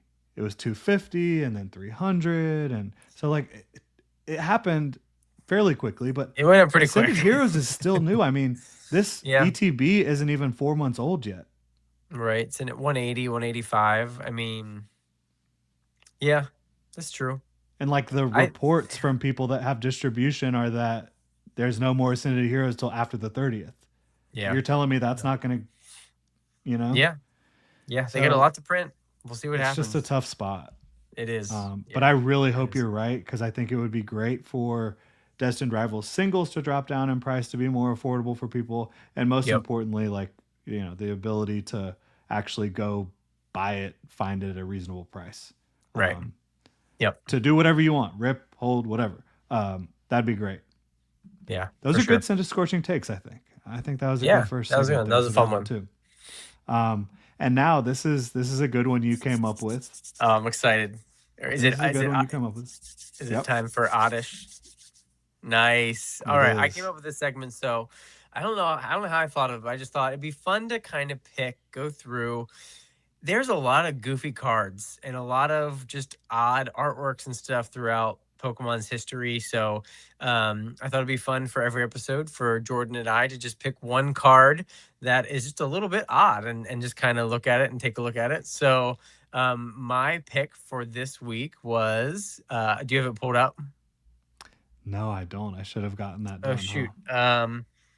But I can pull it up really quick. Yeah, It's not Oh, yeah. going to Yeah, take just quick long. search it. Oh, yeah. That's true. Yes. So because I actually don't have this card. I don't own this card, but the the Mega Starmie full art. Yeah. Oh, I'll actually, pull it here up right now. Yeah, perfect. So I would be absolutely shocked if the artist that drew this card was not inspired by SpongeBob SquarePants. Like, and moreover, whoever designed Mega Starmie, like seriously, they have to be a SpongeBob fan, right? Gotta be. Like, it's absolutely shocking to me that I thought it was a joke when they released Mega Starmie. I legit thought it was a joke. Did you find it? Oh, I thought I was sharing it already. No, you're not sharing. Oh, there we go. Good Perfect. Lord. So yeah, this card. How goofy. I mean, it's Patrick Star. I was sitting there staring at it and not sharing it. If you've never seen that episode of SpongeBob, when SpongeBob and Patrick like mega evolve into like this, Patrick looks exactly like this. It's hilarious. So, just so goofy and just so hilarious that they have him posing, hands on the hips. It's so odd and so goofy. It's hilarious. Perfect. It's just it is perfect. So that was my oddish card of the week. Yeah, and I mean, I will say, they with the special illustration rare, that's sick. They kind of actually made it look cool. That is cool. I like that a lot. That one is cool. The full art, goofy as it gets. Yeah, so funny. But did you play Legends ZA? No, I have not. I don't have a Switch 2 yet. I played it on Switch. Regular Switch. Yeah, I didn't want, I have every game that was Legends Arceus, Let's Go Pikachu, Diamond, Platinum, Sword and Shield. Yeah, I have every game for Switch 1, but I'm like, you know what? I don't want to get this for Switch 1. I think I'm probably going to pass on it. Not my style of game. I am super excited for Winds and Waves. I will be buying a Switch 2 for Winds and Waves. Hell yeah. Yeah, I can't wait for that. I just asked about that because the battle where you have to go against Mega Starmie. Oh, I bet it's tough, right? So it's just so crazy watching that thing move around the screen. It's absolutely unhinged. Is this the JJ? Is this the Krusty Krab? No, this is Patrick. OG SpongeBob is the absolute best. Oh my gosh, that's awesome. So yeah, I guess now we can get into my oddish card of the week. Yeah, Jordan, please explain your oddish card of the day. This is a Chaos Rising illustration rare, Crobat. And the reason this is my oddish card, I'll pull it up actually over here. I also have it right here because I just picked it up as well. I'll pull it up for the folks that, it might be difficult to see the screen. The card just pulled up on. So, Crobat. I love this card. Happy to have it. I'll probably have several copies of it when it's all said and done. But out of all the Crobat cards, like his face just looks the most like, why am I here? Please don't. Could you not? All these things, right?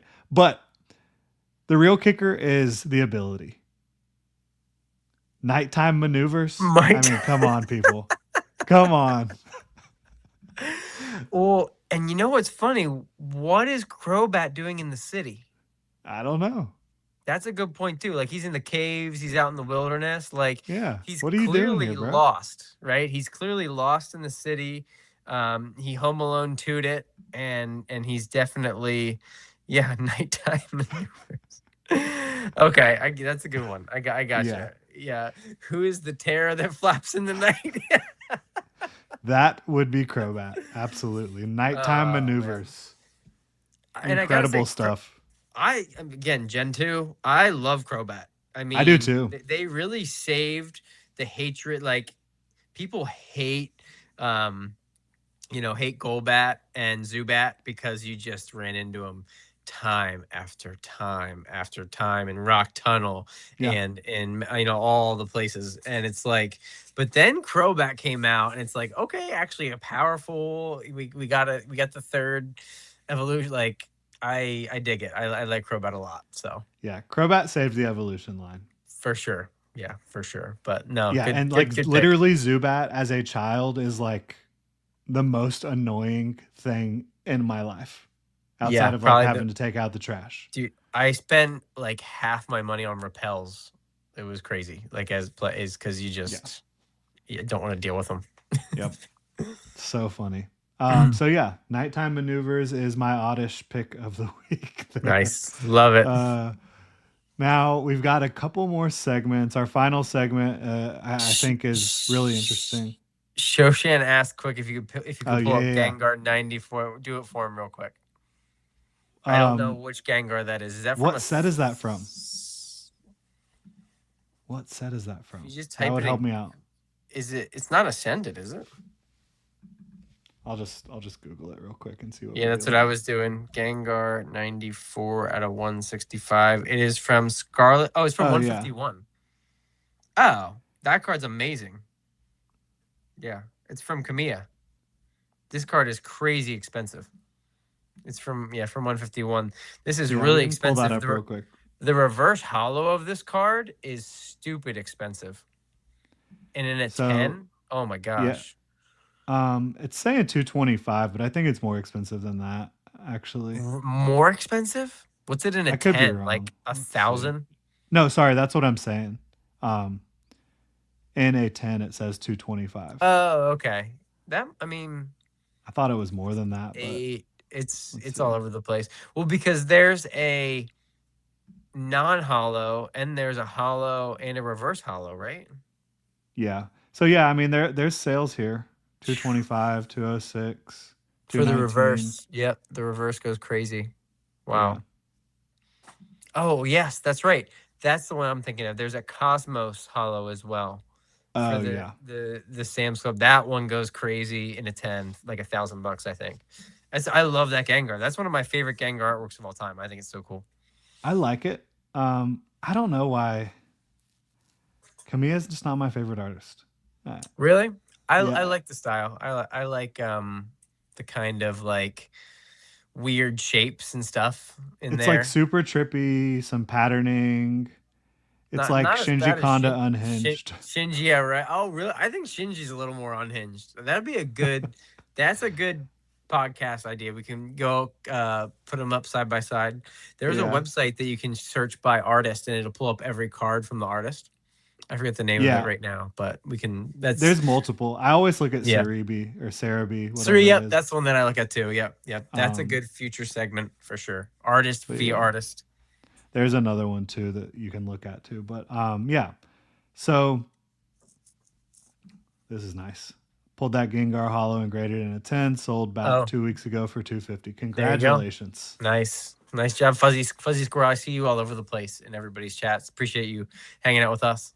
Absolutely. Thank y'all all for being here. This is the first time we're doing it. I feel like it's been fairly smooth sailing, all things considered. Yeah, I feel like we need to derail it a little bit or something. It's gone almost too smooth. Yep. There's been a fair amount of people here. We appreciate all of y'all. We're having a good time, obviously, interacting here. And yeah, with that being said, I think we can move it on to our Pokemart pickups. You know, you got to stock up every once in a while when you get to Goldenrod City, Cyanwood City. Make sure that Cherry Grove. There you go. Make sure that you're stocked up for your next adventure. So I'll take lead off on this one. Yeah, pickups. Go for it. We're just talking about whatever we've been picking up lately. I have picked up a bunch of Ascended Heroes illustration rares lately. A bunch of Nice. them. Budu, this card is still one of the most annoyingly playable cards in the TCG. And the reason they made an illustration rare version of it for Ascended Heroes is because of that. They wanted, you could bling out your deck. And this is only like a $10 or $11 card right now. It's one of the ones that's actually moving down. So it just made a lot of sense to me. Cynthia Spiritomb, I love that one too. There's definitely some Cynthia's decks out there you can use. Meryl, I just picked up. And all three of those are actually, I believe, going to be 10s. But it's just about when am I submitting them to Nice. CGC? I CGC don't 10s? know. Yeah, I was going to Or am I say. just That going would to be hold on Ascended. and wait? I don't know. So I've been getting a lot of Ascended Heroes illustration rares. Nice. Nice. Any no sealed recently? Honestly, I mean, no. I haven't bought anything sealed in a while. Okay. I bought a lot of Ascended Heroes booster bundles right when they were at their low point. A lot of it's crazy looking back how much like I was buying Destin for like $50 booster bundles and now they're like 80, 80, 85. 85. Yeah. Yep. I bought a lot of Yeah. those. Yeah, no, that's I wish I would have. So just for those of you that don't know me, I'm a huge sealed collector. I was gonna say, what do I have more of? I probably have more individual cards still, just because obviously it's easier to get more individual cards. But I have been leaning into the more singles lately. But I already showed some of these. But I recently went to 3 different shops and picked up the Crobat. Those I got off TCG Player. I pulled those. Let me get to the here. These were all shop pickups. Nope, I pulled those too. I pulled that. I picked up the Bayleaf. Picked up the Claydol. There it is. I just really that like Claydol that. card is so sick. I love it. $5. I picked up this awesome Trainer Dredagon. Gallery. Love that card. There's Lake Dragons. I pulled that. Oh, I picked up this Rowlet. Love this derpy Rowlet. Dude. I want to have a dirt. So now's a good time to tell everybody what I'm doing. I have a binder coming, a Vault X binder coming, and it is going to be strictly for illustration rares only from Scarlet and Violet forward. And I'm going to the first 3 pages are going to be the first partner illustration, Gen 1 through Gen 9. So I'm going to have all those as the first 3 pages. I absolutely love those cards. I love now that we see all of them, the cohesiveness in the colors. Did you notice this? Gen 1, 2, and 3 go together. Gen 4, 5, 6 go together, and then 7, 8, 9 go together with like a color scheme. Phenomenal. Yeah, they're going to look is beautiful. I absolutely love them. And then I'm going to have a page for just forest, and I'm going to have a page for just underwater, and I'm going to have a page for just fire and just dark, like, where did that Toxtricity? So it's going to have like this Toxtricity and the Crobat, like the purple, like the deep purples is going to be 1 page. So I want to get my 9 favorite cards from each category and fill up as many pages as I can. And I love that. I did it to challenge myself to think outside the box and find cards that I wouldn't normally look at. And it's probably going to actually get pretty expensive because just everything's going great. I should have started this 6 months ago, but hey, we're here now. A year ago, a year and a half ago, 2 years ago. But I'm sticking with just illustration rare. I'm not going to go back to alt arts or any other eras. I'm going to stick with illustration rares because they're very cohesive with the borders and everything. So this stream is expensive. Bought that Gems Ruler's Chinese card. Nice. Hey, do not let us influence you to make bad financial decisions. No financial advice. And then my last pickups then, so my sealed pickups this week or the last 2 weeks, I picked up right here, the Lumis, what's it called? Luminous City mini tin. I love, I'm a huge fan of mini tin displays. I don't know if you are, Jordan. Yeah. I try to get and just mini tins in general. I love them. I love them so much. The ones they've been putting out lately look so good. So good. And I showed this one on my channel the other day. I love the Kanto Friends. This one is amazing. Yeah. I Um, saw you on that one. That is really so cool. I have the one from Celebrations, 25th. Excuse me. But so I picked up that, and then I picked up a case of the moonlit tins with the Gengar and Hmm. the Clefable. Um, yeah, I just think those are going to do well. They're unique. I mean, they're not very different from the regular ones from the set, but it's a unique Gengar. The tins look awesome. They look Yeah, really they do. cool. I also, a few months ago, picked up a case of the Charizard X and the Charizard Y tins. Those also, I'm a huge tin fan. I love tins. I like opening tins. I like collecting. I keep them after I open them. I'm a hoarder. So like, but yeah. So I think that's the only seal that I've actually picked up recently, besides Chaos Rising, obviously stuff. But that was like Yeah. what, a month ago now. So, but yeah, I think that's it for me. Yeah. So since you've mentioned the mini tins, I did just want to show like the art on these is so good. That's a Oh, Zorua and Cramorant, so which good. Cramorant is one of the funniest Pokemon. I mean, Yes, very I love derpy. all the different illustrations where it has a different Pokemon in its mouth. It is about it's hilarious. A lot of Also, times it's like a Aracuda or something like that, but it has a bunch of different ones. Then you also have kind of like Pikachu and Tepig. dark. Cramorant, kind of a dark Pokemon, always eating Oh other yeah. Pokemon. Oh yeah. For sure. For sure. But yeah, mini tins are awesome. And Yep, they've gotten agreed. better and better looking, I think, over the years. They're still relatively new, right? Like I'm trying to think when they I first don't know maybe when they started. 20 Sword and Shield. Let's see here. So Celebrations definitely had them. I'm trying to think before Celebrations. Hidden Fates didn't have them in 2019. I think was Celebrations the first mini tins in that form? 2020 Galar Pals Mini Tin Collection. Oh, I have that one. Yeah. Oh wow, you know what? I might have every sealed set. Is that the one? Let's see here. That might not be Um right oh, you know information. what? I don't have Crown Zenith. I don't have Crown Zenith. Shoot, does Crown Zenith have one? If it does, I don't have it. But that's definitely new collection goal unlocked. I need if they really started in 2020, I am so close to having every single one sealed if I don't already. Yeah. But you know And what the best one is though? what is it? It's not even close. Where's it at? Which one is this? Oh, the Ascended Heroes one. Oh, here we go. You guys are getting a peek behind the curtain. It's not even close. Oh yeah. How beautiful is that? Those are I so clean. mean, it is just they're all on their evolution stone. Oh, That's awesome. I love the evolution. The obviously this is prismatic. Where's your boy at? Oh, there's Sylvia. Oh yeah.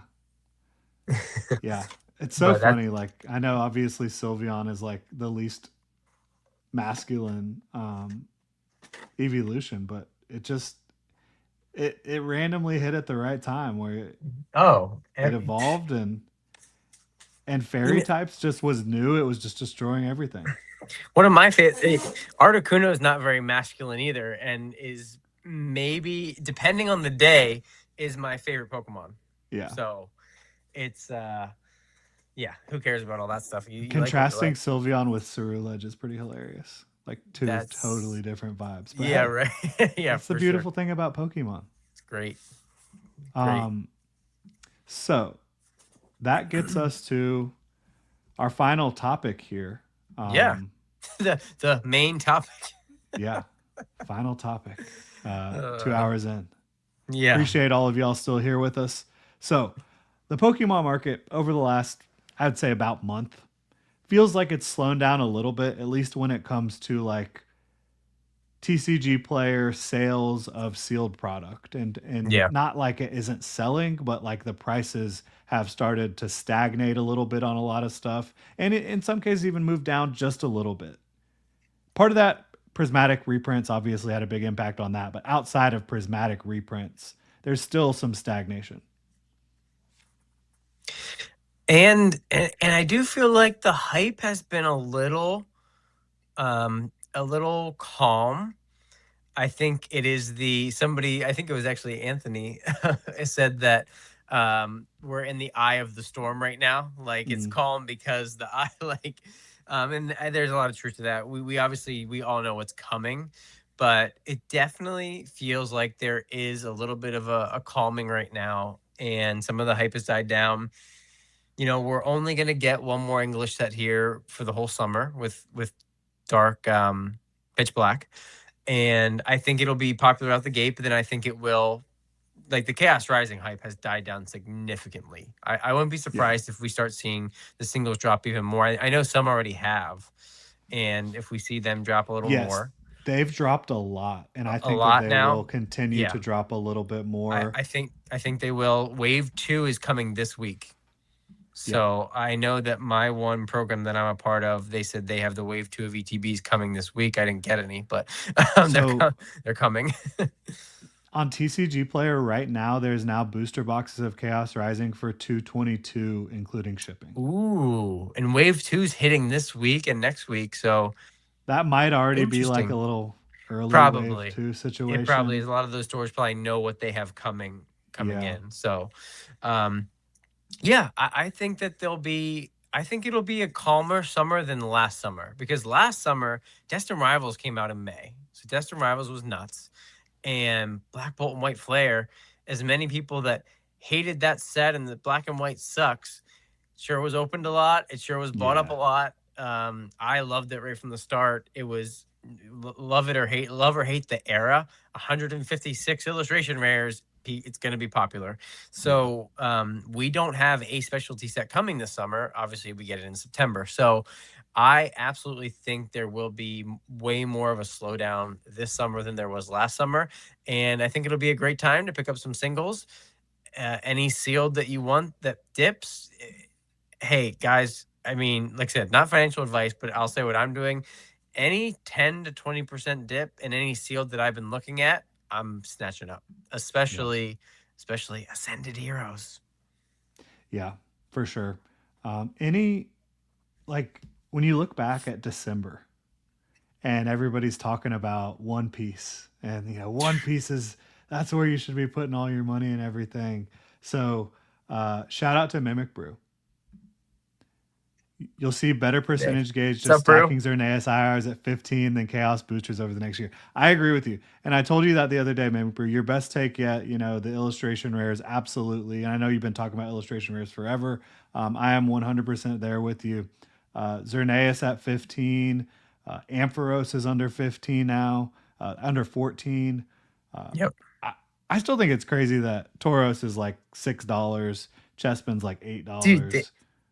I can't, like I said, these are going right in the like, these cards are both awesome. Yeah. They are so, yeah, like, man, yeah. There's so many illustration rares still, and there's still Black Bolt and White Flare still have a ton of illustration rares that haven't moved.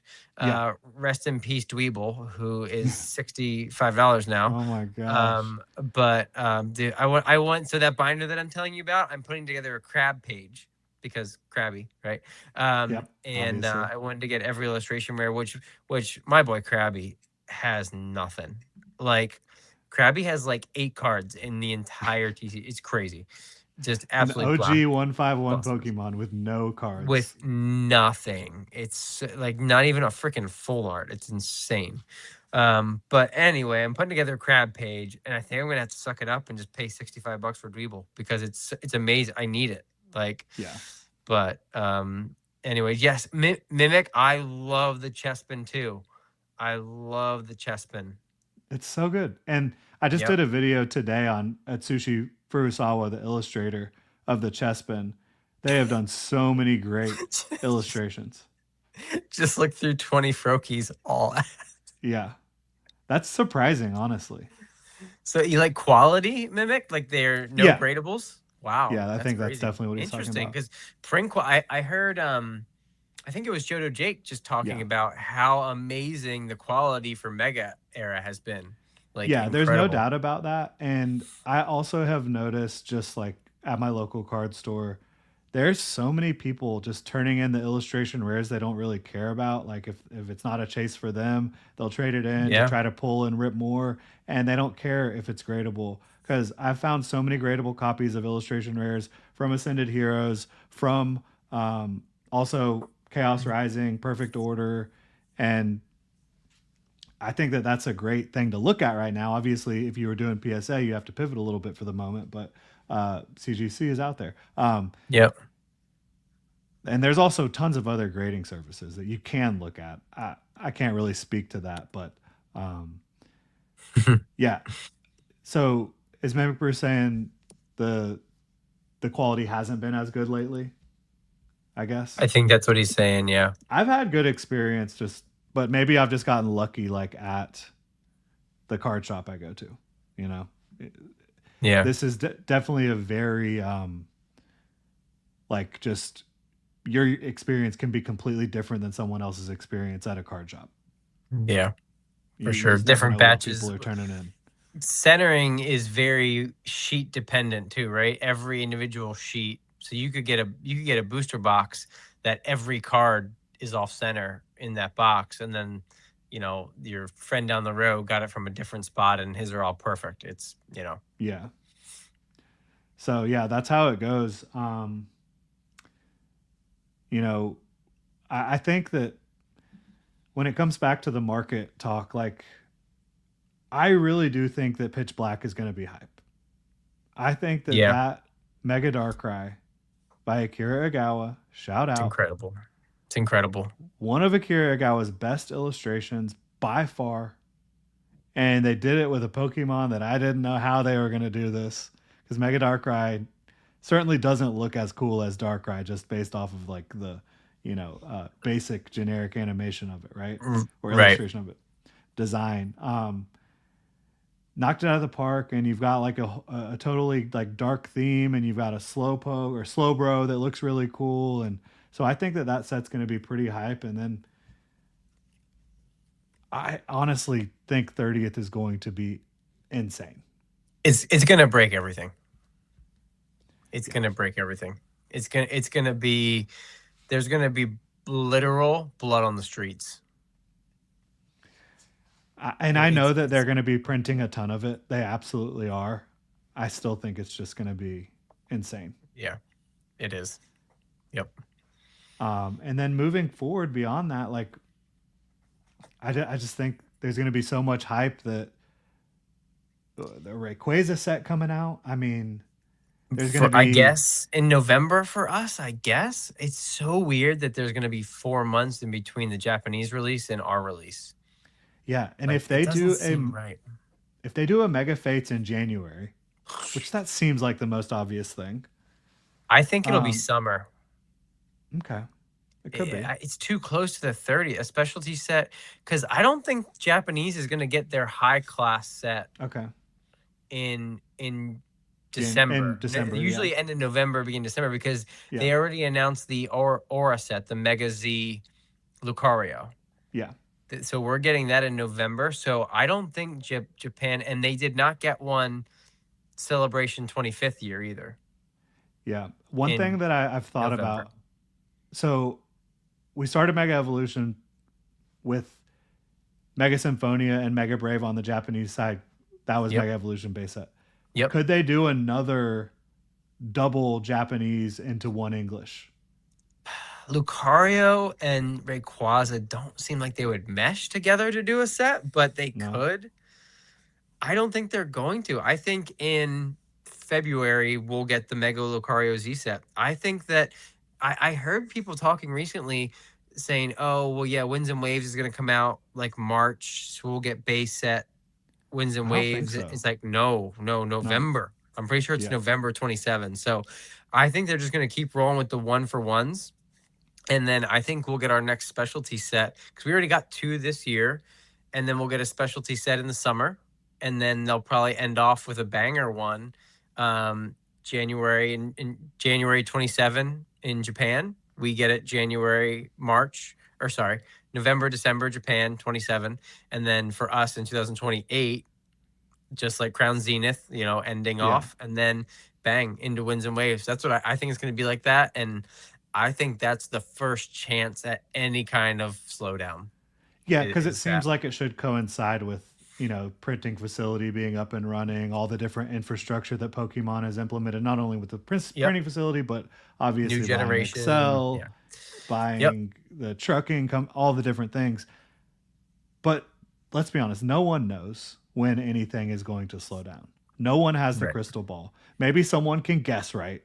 But that's all it is, in my opinion, is a Yeah. guess at when this thing will slow down, when this train will stop rolling. And I honestly don't like December was a big pullback when everyone was looking at One Piece. Like if you go back and look at December prices on pretty much everything compared to right now, you're like, "Oh my gosh." We were Yeah. sitting on like, and that was after things had already, it was still stupid expensive in December. It was just less stupid expensive than everything is now, right? Right. Yep. Um, but looking back at that, it's like, wow, what an opportunity December was. Um, and I don't think that anything like that is happening this summer. I don't think it's pulling back that much. Or this December. I don't think the Yeah. October, November pullback because of the 30th is going to be nearly, and then Rayquaza set. And are you kidding me? That's Yeah. not slowing nothing. That's not slowing anything down. We didn't get a specialty set last fall. We had Phantasmal Flames, but that was a small set. People pulled stuff quick, and then it ran later. But I think a true new floor is also being set right now. I'm talking about the last 18 months. Like whenever there is eventually some kind of pullback, if the floor was here before, it's going to be here now. You know what I mean? It's Right. it's there's because I have this theory that I talk about on my channel a lot. Even the people that have only gotten in the last 18 months for the money, the scalpers and the whatever flippers, whatever, there is going to be a percentage of those people that they bought it or they whatever cleared the shelves at Target and they sold off this or that and they left an ETB in the corner by accident and they looked at it and they said, well, what's this all about? Let me rip this prismatic ETB, or maybe that's a bad example because you can't hit anything on a prismatic. Let me open this ascended heroes ETB, and they pull the Gengar, or they pull a cool illustration man, and they're like, holy crap, this is kind of fun, right? And maybe they were just here for the money, but now they That's how actually they kind of get like you. Pokemon. Like that's gonna, like I said, maybe it's only 5% of scalpers that happens to, but I think it does happen, right? Yeah. And I think a lot of people interacting, even just for the money, truly do like Pokemon still. But there's Yeah. Like a definitely lot and of and people have started Pokemon businesses because they love they Pokemon. love Pokemon. I Yeah. I have so full disclosure, it's the tiniest thing. I'm not a business channel. I'm not becoming one, but I run a Pokemon business. Like I have an official sole proprietorship, and my selling that I do for some things, I have it on the books, and there's tax advantages to that kind of stuff, and whatever. But I'm a collector, but I do run a side hustle and make money off Pokemon. But I love it. It's because I enjoy it so much. That's why I do it. Yeah. Yeah. I think it all starts usually for a lot of people is like, how can I fund the hobby? And Yep. then it works. And then you're like, oh, well, I can do a little bit more and I can do a little bit more. And, you can really grow your collection. You can do so many different things Yep. within this hobby in so many different ways. So, more than one way to, I don't want to say skin a cat, but more than one way to get things done in the hobby and make the Skin a hobby meow. work for you. Skin a meowth. No, we would never. We would never. Oh man, but yeah, so I think we're both kind of on the same page with don't see it slowing down really in a big way anytime soon. It could Yeah. be if there's pullbacks and like you said 10-20% cool offs on certain things could make a lot of sense. I mean, obviously prismatic at this time period I think just makes so much sense. Like does it not? For what time frame? Oh, long term. I would still rather buy Ascended. Oh yeah, I agree. Prismatic is cheaper, which is crazy to think about, It's just it based on the is time crazy. horizon. if you're Um, if you're truly talking about 5 years from now, I think the 1 year difference isn't going to matter. And I do think the pool rates will matter because I know there's been sets. I know Evolving Skies has hard pool rates and everything, but Prismatic is like the worst opening experience ever. yeah, I mean, because they're with no illustrations. At least when you're opening Evolving Skies, you're getting full arts of evolutions and Rayquaza, and so, you know what I mean. Like there's still feel good stuff in it and rainbows and whatnot, but Prismatic, there's nothing. There's yeah. full art trainers that nobody cares about. 95% of the time, you're just getting absolutely cooked. And Ascended Heroes is such a great opening experience, especially compared to Prismatic, and appeals to such a more wide audience of people. I think 5 years from now, Ascended will be significantly more than Prismatic. I agree with you. I do.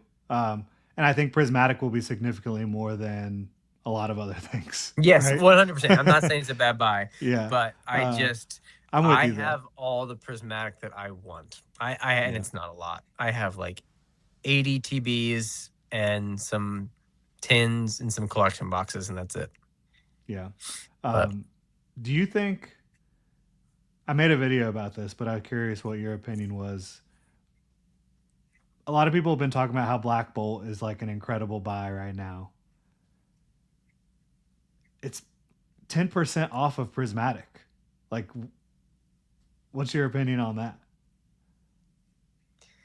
it's really hard for me not to be biased with this one because I just think Black Bolt and White Flare are such incredible sets. And yeah, I saw that. I was going to ask you to pull this up from Nightmare. It's insane.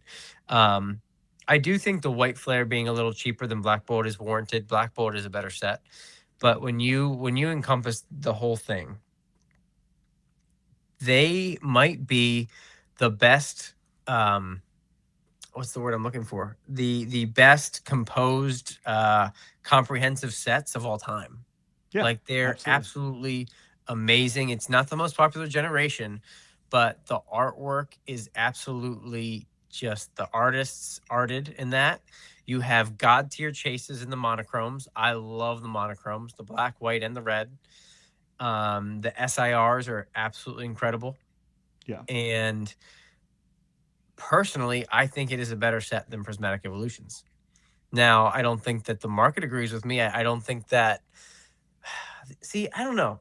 Does the average collector really like the evolutions that much more than a lot of those top tier black and white Pokemon? the answer is yes. Probably, I get yes. Um, I love it because I will buy Black Bolt and White Flare all day over Prismatic to open to collect to everything. So I love it. That's great.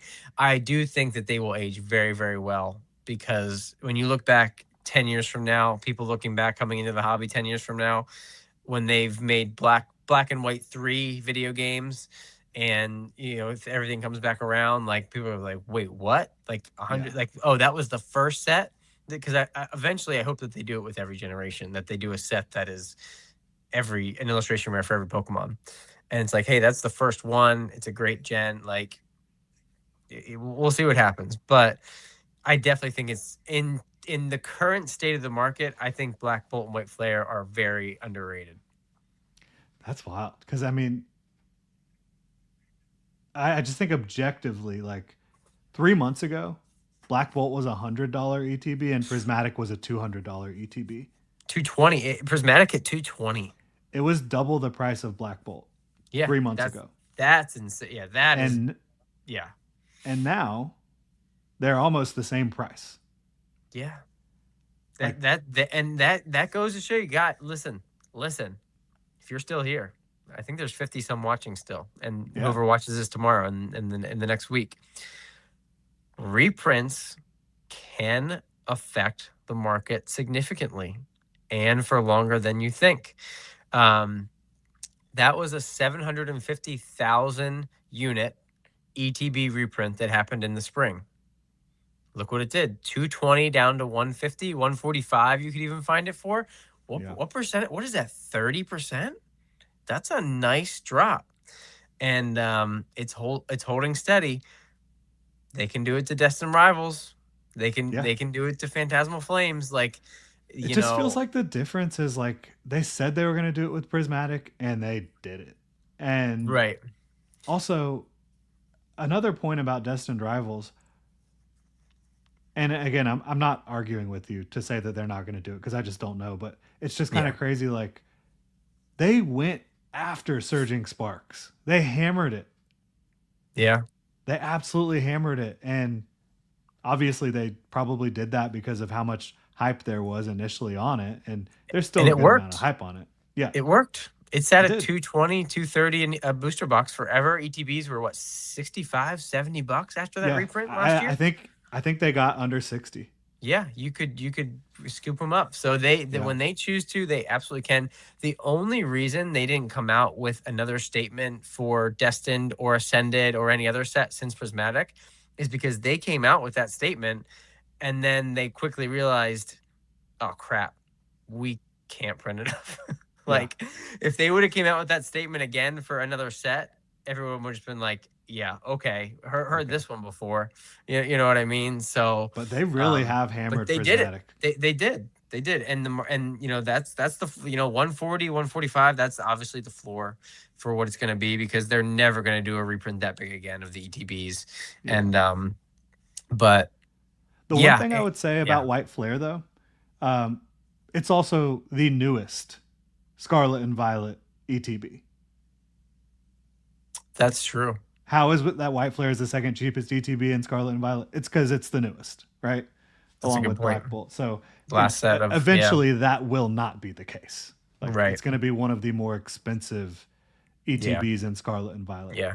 both I'm White trying to Flare think. and Black Bolt. I'm trying to think what the cheapest would be. Is it Stellar Crown? I don't even know. Yeah, I don't know. Someone can let us know in chat. We don't have to look it up. Yeah. But Probably Stellar Crown. now I'm really Maybe, curious. maybe Paradox. Might be Now Paradox. I'm very curious. Let's see if I can pull that up quickly. Um, let's see. Hammer Prismatic boards are so bad. Yeah, What's that? I was just reading chat. Umbreon. While you look that up, I'm gonna pop over here to the starred questions, Okay. and we only got 4 starred questions. I don't know, guys. We're gonna probably wrap it up here in the next 10 to 15 minutes. We're gonna rapid fire through these starred questions. Drop your questions in chat if you want us to answer it. But Stellar Crown looks like it's more expensive. Oh, okay. Paradox. Maybe Shrouded. Oh, yeah. Shrouded is 110. Yeah, it looks like. Okay. No, I thought Shrouded was like 125, 130. Oh yeah, you're right. You're right. Okay. 125. Because it's way too close to the PCE TV version. Yeah. So I think it's the same way for Stellar Crown actually too.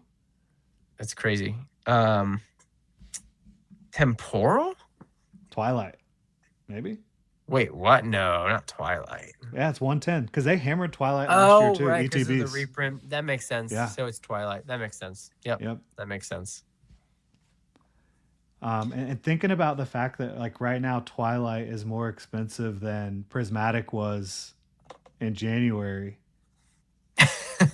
It's just crazy to think about. Yeah. The timing, the timing on some of this stuff is, it makes things look really out of whack when you look because the rotation dates and everything, and it's But all right. Anyway. So did you hit any of these here yet? No, let's questions? Okay. Nope. We can rapid fire through the Q&A. If you guys have any, I didn't think we would get too many this time. Everybody wanted to feel us out and see what the vibes were like. But yeah, if you guys want to drop any questions right now, we'll gladly answer them and we can get through this backlog of it just looks like 4 questions. Yeah. Yeah, because we're kind of addressing a lot of the questions and comments throughout. Yeah, for sure. Sure. So, card you regret passing on the most? That is a great, great question. Um, It's so easy for me. okay, yeah, let's go with yours. I wanted to buy every tag team that there was Mm, back in 2019 when I was going hard, and I had the thought, and I started to kind of do it, and I just stopped. And I mean, you're talking everything was like under $100. I mean, it was crazy. I wanted to have a whole binder of every tag team card, including the promos, including the alt arts, everything, and I just didn't do it, and I regret it so much. I love the tag team so much. I think it's one of the coolest things Pokemon has ever done. Believe it or not, guys, if you were here in 2019, you know this. They were hated on.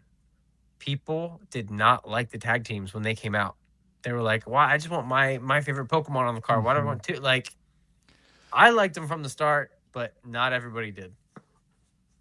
So crazy. Insane. Like, genuinely some of the coolest cards that we've ever seen, Ever. Not even close. including everything from Sword and Shield, Scarlet and Violet, and Mega Evolution. Yes. Some of the coolest things we've It's ever seen. incredible.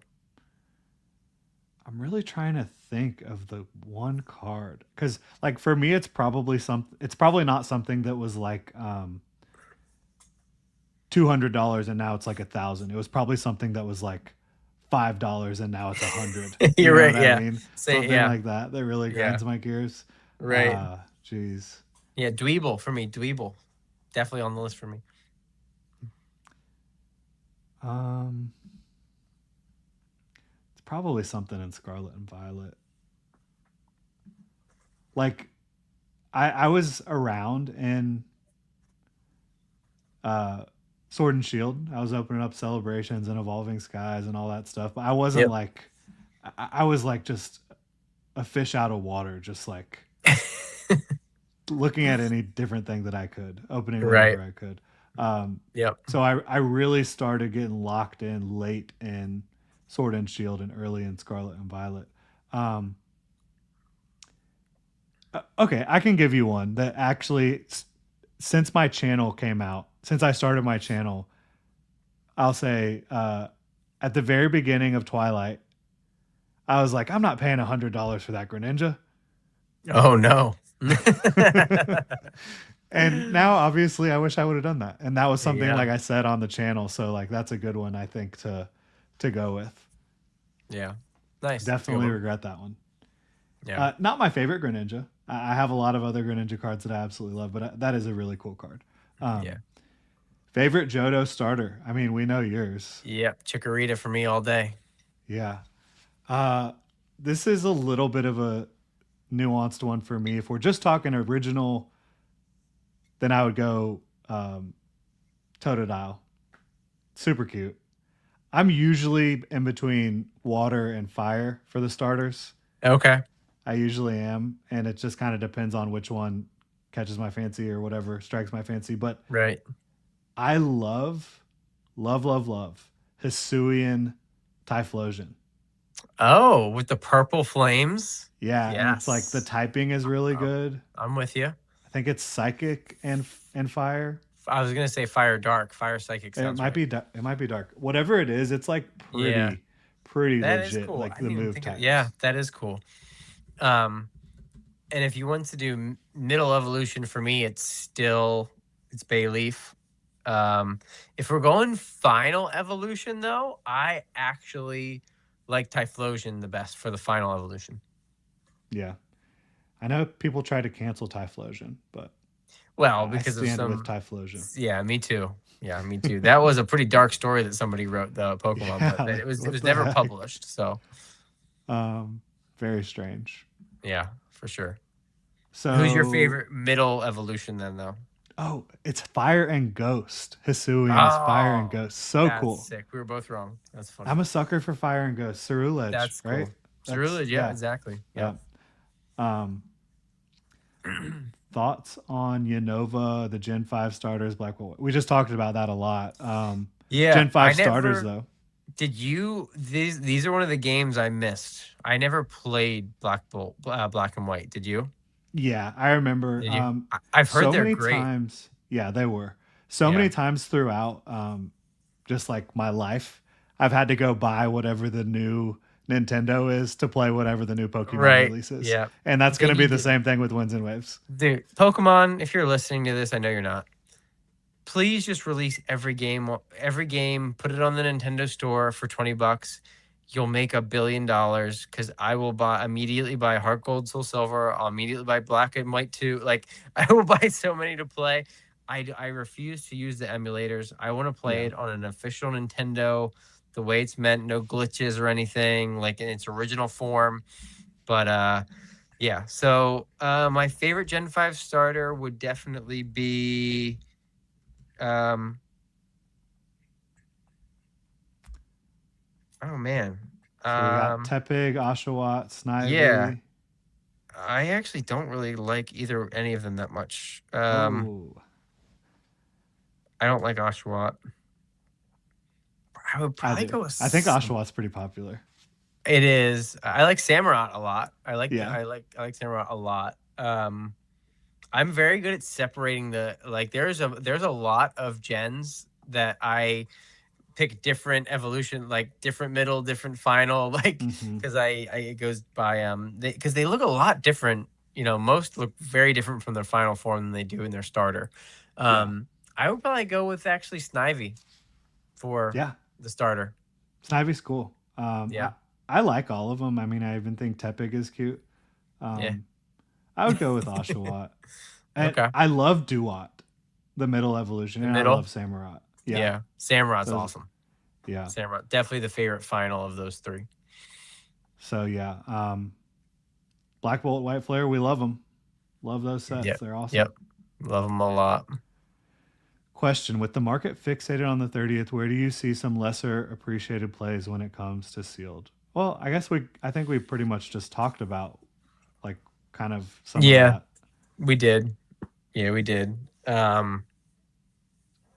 Yeah, I mean, there's not really nothing's a secret anymore when it comes to sealed.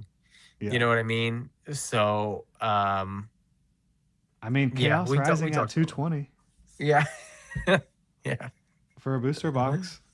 Uh, That could do very well. it could. Yeah, So absolutely could. when Phantasmal Flames and Mega Evolution both got down to Mega Evolution got down to like 220, Phantasmal Flames got down to like 210. And that was right after the Phantasmal Flames second wave, and that was right when the UPCs were coming out. It was like, this is a good time to buy this stuff. I don't think Chaos Rising is as strong as Phantasmal Flames because obviously the Charizard is just, it is what it is. But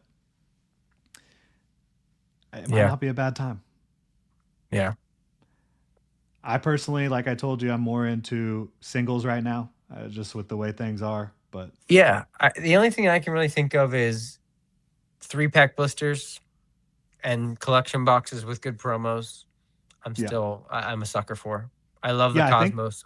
I love Cosmos foil promos. Love I them. do too. I think the Ascended Heroes premium poster collections are decent. They've gotten expensive though. Yeah, they were. They were. I picked up cases and cases months ago. Yeah, They've gotten very yeah, expensive they were now. down But like. I remember I got one at a card show for like 85. Thought that was that's pretty good. at about. I think I got most of mine at like 83. Yeah, Yeah, and then they quickly were at like 120 within a week. yeah. So it's just tough. Like right now, nothing's really down. I mean, Right. it's Yep. stagnant if anything. Outside of Prismatic is down, Yep. and I know like I think Destined Rivals was like artificially pumped the ETB up to like 300 right before the reprint. So it really is like a Yeah. wash in my mind. Right. Yeah. Yeah. No, for sure. Fred, you're not late. You're 2.5 hours late, but we're still here. So, and then you can always go back and watch the replay. I think Truebot said, a couple came into the live here. Yeah, like a 3 or 4. It looks like. yeah, I regret not getting the Ooh, yeah. drowsy. Yeah, well, I that's do like fair. that drowsy. I get that for sure. Yeah. David, we talked about your question in a whole segment that you can go back and watch. Yeah. Yeah. We talked Yeah. about that for like 40 minutes. So you can go That was back. pretty early and, on. You can go check it. Yep. And across the bottom, it'll say 30th anniversary Yeah. on the scroll. ETBs are booster boxes for long-term investments. Booster boxes. Yeah. Yeah. Especially right now, like I do think the scarcity on booster boxes is somewhat real. Yeah. Yeah. Now, if Ironhide is that a Transformers reference? Because I like Transformers a lot. Ironhide's pretty cool. If you would have said PC ETBs, different conversation. Yeah. And also, it obviously, you can't get an Ascended Heroes booster box. Right. Correct. Yeah. Right. You have to talk about main sets, of course. Yeah. Yep. Yep. So yeah, that's tough. It does feel like booster boxes are definitely more scarce these days, whereas they used to be printed. I mean, and they're printing a lot still, but like, yeah, they're not. It feels like the reprints aren't coming. Definitely less. Definitely, yeah. I mean, and I know the allocations are spread thinner, but some big stores have gotten cut so much. It's like, okay, they definitely print less, I think, at the beginning. Yeah. All right. We'll get through these last few and then get on out of here. We're over 2.5 hours. Yeah, tomorrow. Yeah, he's talking about me and my sleep. Cooked for sure. Yeah. Same. Just so you guys know, we're both on the East Coast and we both work tomorrow. So yeah, we're I have for the love of the game. Jaguars practice at 9 a.m. Wow, I have to be up for work at 6 a.m. So yeah, I cover the Jags. If y'all didn't know that too. So yeah, that'll be fun. He's the assistant coach. No, I'm just kidding. Yeah. I'll take credit for a 13-4 record last year. Yeah. Good season. Highly recommend watching from the beginning. Thank you so much, Brandon. Thanks, awesome. Brandon. Appreciate you, man. TrueBot said the same thing. David Appreciate said you guys. Can we keep talking about how underrated Mega Lucario SIR is? Yes, I will talk about it for the rest of my life. Very underrated. Yep. And TrueBot says yes. I'm in Florida. 12:37. Same. Yep. Same here. Yep. Okay. Quick one for us, guys. What is it? Okay. Let's get it quick. You got 15 seconds, David. It's like me trying to get my little one to go to the bathroom. Right. Oh, haven't started that yet. Yeah. Where? Yeah. Exactly. We are dad. #dad squad. Yep. Okay. Do you see the PSA 9 graded market going up with the recent PSA cost/delays? Good. Dang it, David! Of course, you ended on one that I have a lot to say about. I cannot believe the way different perspectives and school of thoughts on this. I have thought for years and years and years that PSA 9s were criminally underrated. I do not understand ever how a raw card is more expensive than a PSA 9. If you would just pluck randomly, 100 cards, 100 copies of 100 different cards, 100 PSA 10s and 100 PSA 9s, and you put them side by side, and then you cover up the grades, and you tell people, pick which one is the 9 and the 10. It'll be like a 50% correct rate. There is so much variance. PSA is so inconsistent. A PSA 9 card is a very, very minty card that could on any given day could be a PSA 10. And the fact that you can buy PSA 9s for less than a raw copy is insane to me. Yeah. And that's with like most cards. Obviously, some cards they're about even. Some cards they're more expensive. The further you go back, the further vintage, different story. I'm talking about mainly Sun and Moon forward. That's a lot of times the case. But even something like, the Phantasmal Flames Charizard and a 9 is worth a little bit more than it is raw. Is it? Yeah, but the big chase it's cards, negligible. Right. Yeah, it's crazy. Where raw, I mean, if you're buying a near mint copy, you could be buying something that would be a PSA 7. It would be a PSA 8. Very, very possibly. And as a collector, take advantage of that. I love buying PSA 8s and CGC 8s and cracking them and putting them on a binder. I do it all the time. because you're getting, exactly what you're getting. You're getting a minty card, maybe a couple little something on the back or whatever. If it's going in your binder, who cares? Yeah. Yeah, Get for it cheap. sure. Get it cheaper than the raw, Yeah. and it's authentic. Yeah, that's one thing I know a lot of people are worried about these days is the Yep. authenticity of an actual card. So if you do get it authenticated, that obviously gives you some peace of mind, even if you don't keep it in the slab. Yeah. Yep. But yeah, I think that'll do it, folks. I'm pretty tired. Got an early morning. I know Krabby does too. All Yeah. right, what are we looking at here? Yeah. A bunch of 35 few weeks. People just talking in the criminally interviewed parts of the market. Yep. Yeah. People are just talking a lot. So, Yeah, but yeah, no, guys, thank you so much for hanging out with us for 2 hours and 40 minutes. That was a fun initial episode. Next, yeah. or 2 weeks from now, we will be leaving New Barktown and venturing on to, it's not Route 1, is it? It's route, is it route, is it route 30? What route I is don't it? even remember right now. Oh no. We're slacking, Oh but no. hey, it's at We the don't end know of the where we're at. show. So, Yeah. Right. Route 29. 29. Okay. I was close with 30. You were very 30. close. Yeah, so next 2 weeks from now, 2 Tuesdays from now, we will be heading on to Route 29, and we will see lots of hoot hoots, I am sure. Yep. Looking forward to it, and really appreciate y'all tuning in. Don't forget to follow or subscribe, I should say, to Krabby at Krabby's Cards. The link is in the description below to his channel. Obviously, you can like, comment, subscribe, all the good stuff here as well. Thank y'all so much for being here. Have a good one. Appreciate it.